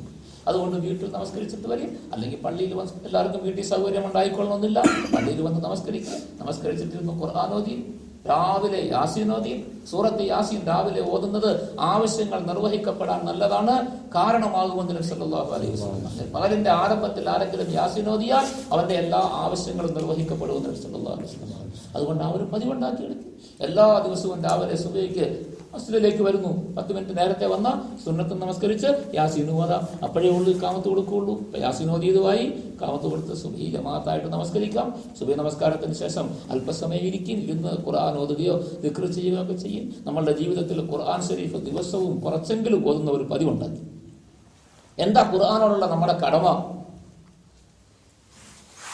ഖുർആനോട് ഓതുന്നതിന്റെ നമ്മുടെ കടമ ഏറ്റവും കുറഞ്ഞ അളവ് 40 ദിവസത്തിൽ ഒരിക്കൽ ഖുർആൻ ശരീഫ് മുഴുവൻ ഓതി പൂർത്തിയാക്കിയിരിക്കണം. ഒരു കഥ ഓതി ഏറ്റവും കുറഞ്ഞത് 40 ദിവസത്തിൽ ഒരിക്കൽ ഒരു ഹത്തം തീർത്തിരിക്കണം. ഇത്രയും ഓതിയാ നമ്മൾ ഖുർആനോടുള്ള കടമ പാലിച്ചവരാകും. പിന്നെ അവരവരുടെ ആഗ്രഹവും താല്പര്യവും അനുസരിച്ച് കൂടുതൽ ഓതാൻ പറ്റുന്നവർ കൂടുതൽ ഓതിക്കൊള്ളും. ഇനി ഇത്രയൊന്നും ചെയ്യാൻ പറ്റിയില്ലെങ്കിലും നമ്മൾ നമ്മളുടെ ജീവിതത്തിൽ ഖുർആൻ കുറച്ചെങ്കിലും ഓതുന്ന ഒരു പതിവ് ഉണ്ടാക്കിയെടുക്കുക. ഖുർആൻ ശരീഫ് കുറച്ച് ഓതി, അത് കഴിഞ്ഞ് പിന്നെ അവരവരുടെ ആവശ്യങ്ങൾക്ക് പൊക്കോളും. ഇങ്ങനെ ഇത്രയുമെങ്കിലും ഫർളായ നമസ്കാരങ്ങളുടെ സമയങ്ങളിലെങ്കിലും മസ്ജിദിൽ വന്ന് ഇബാദത്ത് ചെയ്ത് നമസ്കാരങ്ങൾക്ക് നമ്മൾ വന്ന് കൂടി ജമാഅത്തിൽ പങ്കെടുത്ത് നമ്മുടെ മസ്ജിദിനെ സജീവമാക്കി, അല്ലാത്ത സമയങ്ങളിൽ കഴിവുള്ളവർ സാധിക്കുന്നവർ വെറുതെ വീട്ടിൽ ഇരുന്ന് കളയുന്ന സമയം മസ്ജിദിലേക്ക് വരി, നേരത്തെ വന്ന് ഖുർആൻ ശരീഫ് ഓതിക്കൊണ്ടിരിക്കും. ഇസ്റാഖ് നമസ്കരിക്കാം, ളുഹ നമസ്കരിക്കാം, അവ്വാബി നമസ്കരിക്കാം, തഹജ്ജുദ് നമസ്കരിക്കാം, മറ്റു നഫലായ നമസ്കാരങ്ങൾ നമസ്കരിക്കാം. മസ്ജിദിൽ വന്നിരുന്ന് ഖുർആൻ ശരീഫ് ഓതാം, എന്തെങ്കിലും വായിച്ച് പഠിക്കാം, ആരോടെങ്കിലും ചോദിച്ച് പഠിക്കാം, താലീമ് നടത്തി താലീമിന്റെ ഹൽക്കയിൽ കൂടാം. അങ്ങനെ ദീനിന്റെ കാര്യങ്ങൾ പഠിക്കാൻ, ഒരു ഹദീസ് പഠിക്കാം, ആയത്ത് പഠിക്കാം. ഇങ്ങനെ ഓരോരോ കാര്യങ്ങൾ ചെയ്ത് നമ്മളുടെ മസ്ജിദിനെ സജീവമാക്കി മസ്ജിദിൽ ചെയ്യേണ്ട അമലുകൾ നമ്മൾ നടത്തിക്കൊണ്ടിരുന്നാൽ അള്ളാഹുവിന്റെ ഭാഗത്ത് നിന്ന് വലിയ അനുഗ്രഹം നമുക്ക് വരും. ഈ മസ്ജിദ് ഈ പ്രദേശത്തിന് മുഴുവനും അള്ളാഹുവിന്റെ അനുഗ്രഹങ്ങളെ വിളിച്ചു കൊണ്ടുവരുന്നതാണ്. എല്ലാ വീടുകളിലും ബർക്കത്ത്, എല്ലാ വീടുകളിലും അള്ളാഹുവിന്റെ ഭാഗത്തു നിന്നുള്ള ഐശ്വര്യം, പ്രകാശമുണ്ടാകും. മലക്കുകൾക്ക് നമ്മളുടെ വീട് നമ്മൾ ആകാശത്തിലെ നക്ഷത്രങ്ങൾ കാണുന്നത് പോലെ തിളങ്ങുന്നതായിട്ട് കാണും. ആകാശത്തിൽ നിന്ന് നോക്കുമ്പോൾ മലക്കുകൾക്ക് അവർ ഈ വീടുകൾ തേടി വരും. അള്ളാഹുവിന്റെ റഹ്മത്ത് ഇങ്ങോട്ട് വരാനിടയാകും. ഈ മസ്ജിദേ നമുക്ക് വേണ്ടി ദുആ ചെയ്യുന്നതാണ്. അള്ളാഹു തആല ഏതെങ്കിലും ഒരു നാടിനെ ശിക്ഷിക്കാൻ വിചാരിച്ചാൽ മലക്കുകളോട് പറയുക, ആദ്യം അവിടുത്തെ മസ്ജിദിൽ പോയി നോക്കാൻ പറയും. മസ്ജിദിൽ ആളുകൾ വരുന്നുണ്ടോ, നമസ്കരിക്കുന്നുണ്ടോ, ഇബാദത്ത് ചെയ്യുന്നുണ്ടോ എന്ന് പോയി നോക്കാൻ പറയും. ഇബാദത്ത് ചെയ്യുന്നുണ്ടോ, നമസ്കരിക്കുന്നുണ്ടോ, ആളുകൾ പള്ളിയിൽ വരുന്നുണ്ടോ, ദുആ ചെയ്യുന്നുണ്ടോ കണ്ടാൽ ഇതാണ് റിപ്പോർട്ട് കൊടുക്കുന്നതെങ്കിൽ അള്ളാഹ് പറയും, എന്നാ ശരി വെച്ചേ, ഇപ്പൊ ചെയ്യണ്ട, ഇപ്പൊ അവരൊന്നും ചെയ്യണ്ട. അവിടെ തെറ്റുകാർ ഒരുപാട് പേരുണ്ട്, ഉണ്ടെങ്കിലും കിടന്നോട്ടെ, അവന്മാർ കിടക്കട്ടെ, ഈ നല്ല ആൾക്കാർ വെറുതെ വിട്ടേക്കണം എന്ന് പറഞ്ഞു തീരുമാനം തന്നെ അല്ലാഹു തആല പിൻവലിച്ച് കളയും, വേണ്ടാതെ കളയും, ശിക്ഷ ഉയർത്തി കളയുമെന്ന് സല്ലല്ലാഹു അലൈഹി വസല്ലം. അതേ സമയത്ത് മസ്ജിദിൽ വരുമ്പോൾ ഒരുത്തനുമില്ല, ഒരു മണ്ണെണ്ണ വിളക്ക് പോലും ഇല്ല, ലൈറ്റും എല്ലാം പോയി, സ്വിച്ചും എല്ലാം പോയി, ഒന്നും വർക്കല്ല, പൊടിയും പിടിച്ചെല്ലാം കിടക്കുന്നു, ഒരു മനുഷ്യനെ ഇങ്ങോട്ട് വന്നിട്ടില്ല. ആരെങ്കിലും നിസ്കരിക്കാൻ വരുന്നവർ ഒറ്റയ്ക്ക് വരാണ്ടായിട്ട് എപ്പോഴെങ്കിലും ഒരു നിർബന്ധമുള്ളവർ വന്നു തുറന്നു കയറി നിസ്കരിച്ചു, കതക് അടച്ചേച്ച് പോയി. ചിലപ്പോൾ കതക് പൂട്ടിയിട്ട് താക്കോല കണ്ടില്ല. ചില പള്ളിയിലൊക്കെ പോയാൽ പള്ളിയുടെ താക്കോല എവിടെയെങ്കിലും ആയിരിക്കും, ഏതെങ്കിലും അടുത്തുള്ള വീട്ടിൽ പോയി അന്വേഷിച്ച് മേടിച്ചുകൊണ്ട് വരണം. ഉദു ചെയ്യാൻ നോക്കുമ്പോൾ വെള്ളം കാണില്ല, വെള്ളം കോരാൻ പാത്രം കാണില്ല, മൂത്രപ്പുരയിൽ പോയാൽ വെള്ളം കൊടുക്കാൻ കപ്പ് കാണില്ല, ചില പൈപ്പിൽ വെള്ളം കാണില്ല. ഇങ്ങനെയൊക്കെ ആരും വരാത്ത പള്ളിയാ കാണുന്നതെങ്കിൽ അല്ലാഹു തആല പറയും, അവിടെ കുറെ നിസ്കാരക്കാരന്മാരുണ്ട്, അവന്മാരും എന്റെ പള്ളിയിൽ വരുമല്ലോ, വീട്ടിലൊക്കെ അല്ലേ നിസ്കരിക്കുന്നത്, നോക്കണ്ട, തട്ടിയരെ എല്ലാത്തിനെയും കൂടെ എന്ന് പറയും. എല്ലാവർക്കും നാശം. നമ്മൾ വിചാരിക്കണ മാതിരി ബനി ഇസ്രായേലിന്റെ കാലത്തുണ്ടായത് മാതിരി നാടിനെ മുഴുവൻ അള്ളാഹ് നശിപ്പിച്ചു കളയൊന്നുമില്ല. ഇപ്പം എന്താ അള്ളാഹുവിന്റെ ശിക്ഷ നമ്മളിലേക്ക് വരുന്നത്? നമ്മൾ കാണുന്ന മാതിരി പെട്ടെന്ന് നാട് നശിക്കലല്ല, ഓരോരോ തരത്തിലുള്ള രോഗങ്ങൾ എല്ലാ വീട്ടിലും. ഒരു വീട്ടിൽ നോക്കുമ്പോൾ എന്നും തലവേദന, ഒരു വീട്ടിൽ നോക്കുമ്പോൾ എന്നും വയറുവേദന, ഒരു വീട്ടിൽ നോക്കുമ്പോൾ എന്നും പിള്ളേർക്ക് കിടന്നുകൊണ്ട് രാത്രി കരച്ചിലും വിളിക്കും, ഒരു വീട്ടിൽ നോക്കുമ്പോൾ എന്താണ്ടോ ഒരു അസ്വസ്ഥത, ആ വീട്ടിലെ അക്കാക്കൊരു അസ്വസ്ഥത മാറണില്ല, എന്തെല്ലാം ചെയ്തിട്ടും ചികിത്സിച്ചിട്ടും മാറുന്നില്ല. അപ്പൊ ഇതൊക്കെ നമ്മൾ മനസ്സിലാക്കുന്നവർക്ക് രോഗമാണ്, നല്ല അള്ളാഹുവിന്റെ ഭാഗത്തുനിന്ന് വന്ന ശിക്ഷയാണ്, പരീക്ഷണമാണ്. ചിലപ്പോ വെള്ളം കാണില്ല, വെള്ളത്തിന് വേണ്ടി എല്ലാവരും കിടന്നുകൊണ്ട് നട്ടോട്ട് പോകും. നമ്മൾ പറയും വേനൽ കടത്തു പോയത് കൊണ്ട് കിണറെല്ലാം പറ്റിപ്പോയതാണ്. അല്ല, കിണർ ആരാ പറ്റിക്കുന്നത്? അള്ളാഹാ പറ്റിക്കുന്നത്. ഞാൻ വെള്ളം തീപ്പോട്ട് വലിച്ചാൽ പിന്നെ ആരാ നിങ്ങൾക്ക് വെള്ളം കൊണ്ടുവന്ന് വരുന്നത്? അതുകൊണ്ട് എന്റെ പണിയാണ് അത്, വെള്ളം ഇല്ലാതെ ആക്കി. ചിലപ്പോ എന്തെങ്കിലും സാധനങ്ങൾ കിട്ടാതെയായി പോവും. ഇങ്ങനെയൊക്കെ ഉണ്ട്. ഇതെല്ലാം അള്ളാഹുവിന്റെ പരീക്ഷണങ്ങളിൽ പെട്ടതാ. ഇങ്ങനത്തെ പരീക്ഷണങ്ങളൊക്കെയാ കൂടുതലും ഇന്ന് നമ്മൾക്ക് വന്നുകൊണ്ടിരിക്കുന്നത്. അല്ലാതെ ആദ്യകാലിയോ സമൂഹകാരോ പോലെ വലിയ എന്തെങ്കിലുമൊക്കെ നാശം, നാടേ നശിപ്പിച്ചു കളഞ്ഞു, വലിയ അട്ടഹാസം ഉണ്ടായി, മലക്കുകൾ വന്ന് എല്ലാത്തിനെയും പിടിച്ച് പൊക്കിക്കൊണ്ടുപോയി താഴോട്ട് മറിച്ചിട്ട്, ഇങ്ങനത്തെ കാര്യങ്ങളൊന്നും ഇന്ന് നമ്മൾ കേൾക്കില്ല. ഇങ്ങനത്തെ ശിക്ഷകളൊന്നും അള്ളാഹുവിന്റെ ഭാഗത്തുനിന്ന് കടുപ്പത്തിൽ വരികയുമില്ല. കാരണം അതെല്ലാം നബി സല്ലല്ലാഹു അലൈഹി വസല്ലം തങ്ങളുടെ ദുആ കൊണ്ട് അള്ളാഹു തആല തൽക്കാലം മാറ്റി വെച്ചിരിക്കുക. അള്ളാഹുവിന്റെ തീരുമാനം വന്നാൽ അതുകൊണ്ടാകും. അതിനെ തടയാനൊന്നും ആർക്കും പറ്റില്ല. പക്ഷെ പെട്ടെന്നുണ്ടാകില്ല. പിന്നെ ചിലപ്പോൾ വലിയ കാറ്റ്, രാത്രി കിടന്ന് ഉറങ്ങാനൊക്കാത്ത സീസൺ കാറ്റ്, ചിലപ്പോൾ ഭയങ്കരമായ ഇടി, കണ്ണ് തുറക്കാൻ നിവൃത്തിയില്ല, പുറത്തേക്ക് ഇറങ്ങാൻ നിവൃത്തിയില്ലാത്ത, കതക് തുറക്കാൻ പറ്റാത്ത തരത്തിലുള്ള ഇടി, ചിലപ്പോൾ ഭയങ്കര മഴ, ആർക്കും പുറത്തിറങ്ങാൻ നിവൃത്തിയില്ലാതെയായി, ഒരു സാധനം മേടിച്ചിട്ട് വരാൻ പോലും പറ്റില്ല, ഒരു തുണി കഴുകി ഉണക്കാൻ പറ്റില്ല, അങ്ങനെ മഴ. ഇതൊക്കെ ഉണ്ടാകും. ഇതൊക്കെ അള്ളാഹുവിന്റെ പരീക്ഷണങ്ങളാണ്. അള്ളാഹു തആല അനുഗ്രഹം ചെയ്താൽ മഴ പെയ്യും. പക്ഷെ നമ്മളുടെ കാര്യം സല്ലല്ലാഹു അലൈഹി വസല്ലം തങ്ങളുടെ സന്ദർഭത്തിൽ പറഞ്ഞു, നിങ്ങൾ അള്ളാഹുവിനെ വഴിപ്പെടേണ്ടത് മാതിരി ശരിയായ നിലയിൽ വഴിപ്പെട്ടാൽ അള്ളാഹു സുബ്ഹാനഹു വ തആല നിങ്ങൾക്ക് പകല് സൂര്യനെ ഉദിപ്പിച്ചു തരും, എന്നും പ്രകാശവുമായിട്ട് വെളിച്ചവുമായിട്ട്. രാത്രിയിൽ നിങ്ങൾക്ക് സുഖമായി ഉറങ്ങാൻ പാകത്തിന് നിങ്ങളെ അള്ളാഹു തആല ഉറക്കുകയും ആ രാത്രിയിൽ മഴ പെയ്യിപ്പിക്കും. ഇടിയുടെ ശബ്ദം നിങ്ങളെ കേൾപ്പിക്കുക പോലുമില്ല. നിങ്ങൾ രാത്രി കിടന്ന് ഇടിയെങ്ങാനും കണ്ട് പേടിച്ച്, രാത്രി എത്രയോ പേരാ നമ്മളൊക്കെ എപ്പോഴൊക്കെ എത്രയോ ദിവസങ്ങളിലാണ് രാത്രി കഴിച്ച് ഉറക്കൊഴിച്ചിരിക്കുന്നത്, പേടിച്ച് 4 ഇടി വെട്ടുമ്പോ പേടിച്ചടിച്ചിരിക്കുക. അപ്പൊ നോക്കും ഭയങ്കര, പിന്നെ കണ്ണ് ഉറക്കാൻ പറ്റില്ല, അള്ളാഹു വല്ലതും സംഭവിക്കും. ഒരു ചെറിയ കാറ്റ് വരും, പിന്നെ ഉറക്കമില്ലാതെ. സല്ലല്ലാഹു അലൈഹി വസല്ലം പറഞ്ഞു, നിങ്ങളെ ഇടിയുടെ ശബ്ദം പോലും കേൾപ്പിക്കുകയില്ല, മഴയും പെയ്യിപ്പിക്കും, നിങ്ങൾക്ക് ആവശ്യത്തിന് കാറ്റും എല്ലാം ഉണ്ടാകും, പകല് വെളിച്ചവും പ്രകാശവും. ഇതുപോലും അള്ളാഹു നിങ്ങൾക്ക് സ്ഥിരമായി തന്നുകൊണ്ടിരിക്കും. നിങ്ങൾ അള്ളാഹുവിനെ വഴിപ്പെടേണ്ടത് മുതലേ സ്ഥിരമായി വഴിപ്പെട്ടാൽ. അള്ളാഹുവിന്റെ അനുഗ്രഹങ്ങൾ ഇങ്ങനെയാണ് നമുക്ക് കിട്ടുന്നത്. ഈ അനുഗ്രഹങ്ങൾ മുഴുവൻ നേടാൻ പാകത്തിന് അതിനേറ്റവും പ്രധാനമായ ഒരു കാരണമാണ് നമ്മളുടെ നാട്ടിലുള്ള മസ്ജിദിനെ ഇബാദത്ത് കൊണ്ട് സജീവമാക്കുക. അപ്പം അള്ളാഹു സുബ്ഹാനഹു വ തആല വലിയ അനുഗ്രഹം ചെയ്തു. നമ്മുടെ ഈ പ്രദേശത്ത് ഇത്രയും ദൂരമുണ്ട് മസ്ജിദിലേക്ക്, ഇവിടെ ഒരു സൗകര്യം ഉണ്ടാക്കി ഇതിനെ കാത്തു സൂക്ഷിക്കുക, ഇതുകൊണ്ട് നാടിന് മുഴുവൻ അനുഗ്രഹമാക്കി തീർക്കുക എന്നുള്ളത് ഇവിടെ താമസിക്കുന്ന നമ്മളുടെ എല്ലാവരുടെയും ബാധ്യതയാണ്. ഈ പ്രദേശത്തുള്ള ആളുകളുടെ ബാധ്യതയാണ്. അതുകൊണ്ട് നമ്മളുടെ ബാധ്യതയെ മനസ്സിലാക്കി ഇബാദത്തുകൾ കൊണ്ട് സജീവമാക്കാനും പരിശുദ്ധമായ റമദാനിൻ്റെ എല്ലാ അനുഗ്രഹങ്ങളും നേടാനും റമദാനിന് ശേഷവും ഇബാദത്തുകൾ നിലനിർത്തി അള്ളാഹുവിനെ അനുസരിച്ച് ജീവിച്ച് നല്ല ഒരു ജീവിതം ദുനിയാവിലും നാളെ മരണപ്പെടുന്ന സമയത്ത് ഈമാനോടുകൂടി മരണപ്പെട്ട ഖബറിലും മഹ്ശറിലും എല്ലാം നല്ല ഉയർന്ന തരത്തിലുള്ള ജീവിതം നമുക്കാണ്. അള്ളാഹു സുബ്ഹാനഹു വ തആല അവൻ്റെ കരുണ കൊണ്ട് ഈ സമയങ്ങളുടെ എല്ലാം ബർക്കത്തുകൊണ്ട് നാം എല്ലാവർക്കും അള്ളാഹു തആല അനുഗ്രഹം ചെയ്ത് നമ്മളെല്ലാവരെയും അള്ളാഹു തആല ഖബൂലാക്കി തരുമാറാകട്ടെ. നമ്മളുടെ ഭാര്യ, മക്കൾ, ബന്ധുക്കൾ, അയൽവാസികൾ, കുടുംബാദികൾ എല്ലാവർക്കും മുഴുവൻ മുസ്ലിമുകൾക്കും അള്ളാഹു തആല ഈ എല്ലാ അനുഗ്രഹങ്ങളും നൽകി സന്തോഷത്തിൻ്റെ വക നൽകി അള്ളാഹു തആല അനുഗ്രഹിക്കും.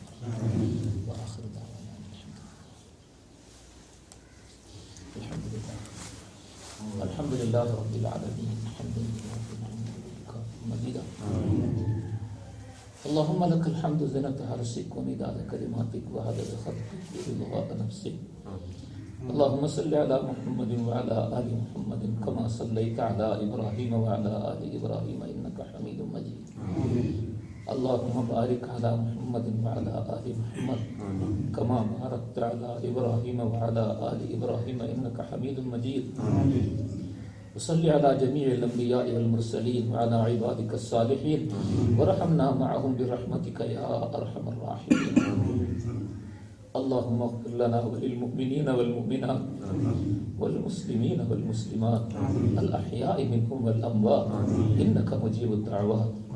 ربنا اغفر لنا ولإخواننا الذين سبقونا بالإيمان ولا تجعل في قلوبنا غلا للذين آمنوا ربنا إنك رؤوف رحيم. اللهم مغفرتك أوسع من ذنوبنا ورحمتك أرجى عندنا من أعمالنا. اللهم واقية كواقية الوليد. اللهم واقية كواقية الوليد. اللهم واقية كواقية الوليد. اللهم اغفر لنا وارحمنا ولوالدينا رب ارحمهما كما ربياني صغيرا ولمشايخنا ولأساتذتنا ولأحبابنا ولأزواجنا ولذرياتنا ولإخواننا ولأخواتنا ولسائر أقاربنا ولجميع أمة محمد صلى الله عليه وسلم. اللهم قنا وإياهم شر ما قضيت. اللهم يسر عسيرنا وعسيرهم اللهم سهل أمورنا وأمورهم اللهم اكشف كرباتنا وكرباتهم اللهم اشف أمراضنا وأمراضهم اللهم عافي مرضانا ومرضاهم اللهم تقبل منا ووفقنا لجميع الخيرات يا رب العالمين اللهم افتح لنا أبواب الخير وأبواب البركة وأبواب السلامة وأبواب العافية وأبواب الصحة وأبواب الرزق وأبواب السعة في الدنيا والآخرة إنك على كل شيء قدير اللهم بارك لنا في جميع ما أعطيتنا من المال والأهل والولد اللهم اجعلنا من أهلك اللهم اجعلنا من أهل كتابك اللهم اجعلنا من أهل مسجدك يا رب العالمين اللهم اجعلنا من الذين يعمرون مساجدك بالعبادة يا رب العالمين أرحم الراحمين يا الله കരുണയുള്ളവനെ വിശാലമായ ഔദാര്യമുള്ളവനെ നിന്റെ പൂർണ്ണമായ ഔദാര്യത്തിന്റെ എല്ലാ വാതിലുകളും തുറക്കപ്പെടുന്ന സമയമാണ് വിളിച്ചത് നരകം നിർബന്ധമായി പോയ നിന്റെ കോടിക്കണക്കിന് അടിമകളെ നരകത്തിൽ നിന്ന് മോചിപ്പിക്കുന്ന സമയമാണല്ലോ വിളിച്ചത് യാ അല്ലാഹ് യാ അക്രമൽ അക്രമീൻ യാ അർഹമർ റഹീമീൻ സാധുക്കളായ പാപികളായ ഞങ്ങളെയും അല്ലാഹുവേ ഞങ്ങളുടെ ഭാര്യ സന്താനങ്ങൾ ബന്ധുക്കൾ അയൽവാസികൾ കൂട്ടുകുടുംബാദികൾ ഞങ്ങളുടെ മാതാപിതാക്കൾ എല്ലാവരെയും അല്ലാഹുവേ ഈ നരകത്തിൽ നിന്ന് മോചിപ്പിക്കുന്നവരുടെ കൂട്ടത്തിൽ നിന്റെ കരുണ കൊണ്ട് പെടുത്തി തവച്ചനെ ഈ റമദാനിൽ മുഴുവൻ പാപങ്ങളും പൊറുക്കപ്പെട്ട് എല്ലാ അനുഗ്രഹത്തിനും വിധേയരായി നരകത്തിൽ നിന്ന് പൂർണ്ണമായി മോചിതരാകുന്ന ആളുകളുടെ കൂട്ടത്തിൽ ഞങ്ങളെ നീ ആക്കി തുടച്ചവനെ പരിശുദ്ധമായ റമദാൻ ഞങ്ങൾക്ക് ഗുണമായി സാക്ഷ്യം വഹിക്കുന്ന കൂട്ടത്തിൽ ഞങ്ങളെ നീ ആക്കി തുടച്ചവനെ ഓരോ നിലയിലും റമദാൻ ഞങ്ങൾക്ക് കേടായി സാക്ഷി പറയുന്ന തരത്തിലാക്കല്ലേ തുടച്ചവനെ ഞങ്ങളുടെ ഭാഗത്ത് നിന്ന് റമദാനിൽ എന്തെല്ലാം വീഴ്ചകൾ അപാകതകൾ എന്തെല്ലാം കുറവുകൾ ന്യൂനതകൾ വന്നോ നിന്റെ കരുണ കൊണ്ട് നീ അതെല്ലാം വിട്ടുപുറത്തു മാപ്പാക്കി പരിഹരിച്ചതാ വിളിച്ചവനെ റമദാനിന്റെ മുഴുവൻ പുണ്യങ്ങളും ഞങ്ങൾക്കും ഞങ്ങളുമായി ബന്ധപ്പെട്ട എല്ലാവർക്കും തന്നെ നീ അനുഗ്രഹിച്ചു വിളിച്ചവനെ റഹ്മുറഹിമീനായ അല്ലാഹുവേ പരസ്പരം നിന്റെ കരുണ വേണ്ടി പരിശുദ്ധമായ മസ്ജിദിനെ നീ ഇവിടെ ഉണ്ടാക്കി തന്നതുപോലെ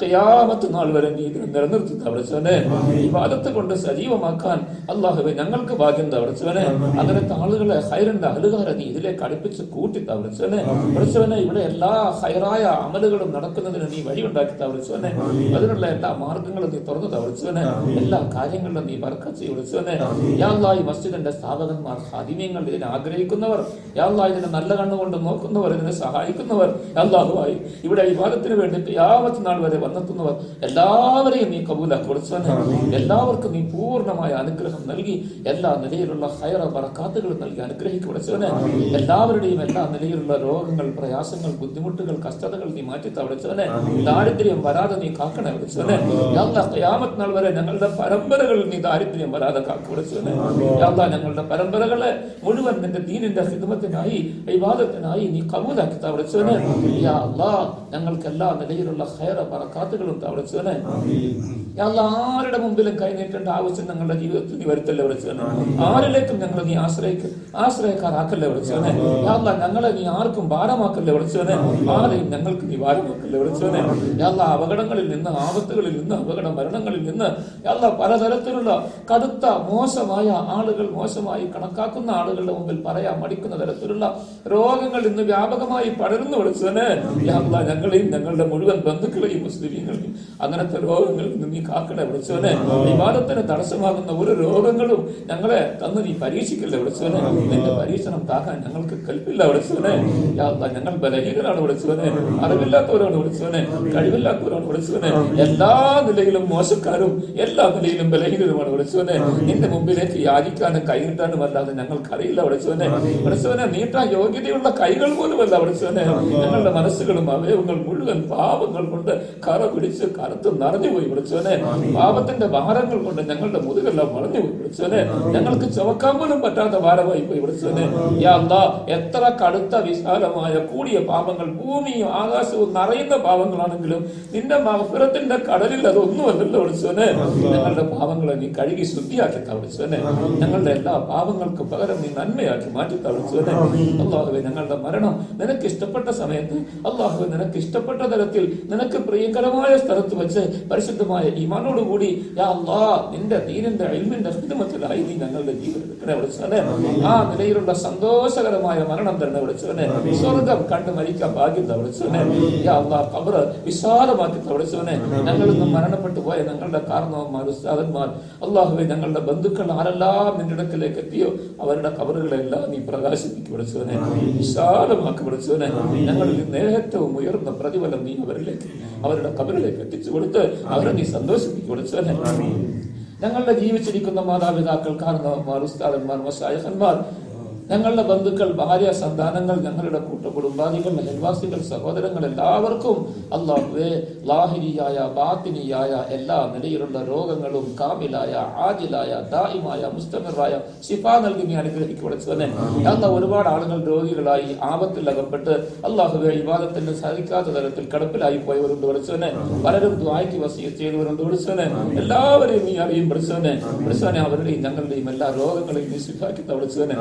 തവടിച്ചവനെ, സിഹത്ത് തവടിച്ചവനെ, സലാഹത്ത് തവടിച്ചവനെ. യാ അല്ലാഹ് ഞങ്ങളെ നീ കബൂലാക്കി പഠിച്ചവനെ. യാ അല്ലാഹ് നിന്റെ ദീനിന്റെ ഇൽമിന്റെ ഖിദ്മത്തിലായി ഞങ്ങളുടെ ജീവിതം കഴിച്ചുകൂട്ടാൻ ഭാഗ്യം തവടിച്ചവനെ.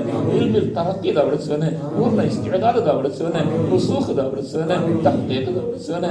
കാര്യങ്ങളെ നേരായ നിലയിൽ ഉമ്മത്തിന് പറഞ്ഞു കൊടുത്ത് അല്ലാഹ് നേരായ വഴിയിൽ നടത്താൻ നീ ഭാഗ്യം തവടിച്ചവനെ. വിളിച്ചവനെ തെറ്റുകൾ വരാതെ, അബദ്ധങ്ങൾ വരാതെ, പിഴവുകൾ വരാതെ നീ കാക്കണേ വിളിച്ചവനെ. എല്ലാ നിലയിലും ഞങ്ങളെ നീ സഹായിക്കണേ വിളിച്ചവനെ. ഞങ്ങളെ നീ ഖൈറിന്റെ അഹ്ലുകാരാക്കി തവടിച്ചവനെ, ഖൈറിന്റെ വാഹകരാക്കി തവടിച്ചവനെ, ഖൈറിന്റെ പ്രചാരകരാക്കി തവടിച്ചവനെ, ഖൈറിന്റെ പ്രബോധകരാക്കി തവടിച്ചവനെ, ഖൈറിന്റെ വഴിയിൽ പരസ്പരം സഹായികളാക്കി തവടിച്ചവനെ.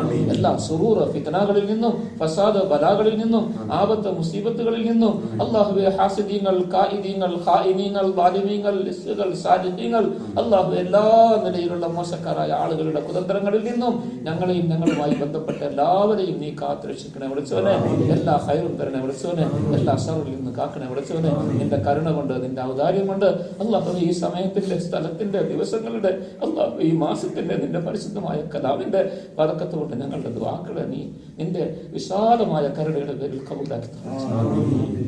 اللهم إنا نسألك من خير ما سألك منه نبيك وحبيبك سيدنا محمد صلى الله عليه وسلم، ونعوذ بك من شر ما استعاذك منه نبيك وحبيبك سيدنا محمد صلى الله عليه وسلم، وأنت المستعان وعليك البلاغ، ولا حول ولا قوة إلا بك يا رب العالمين.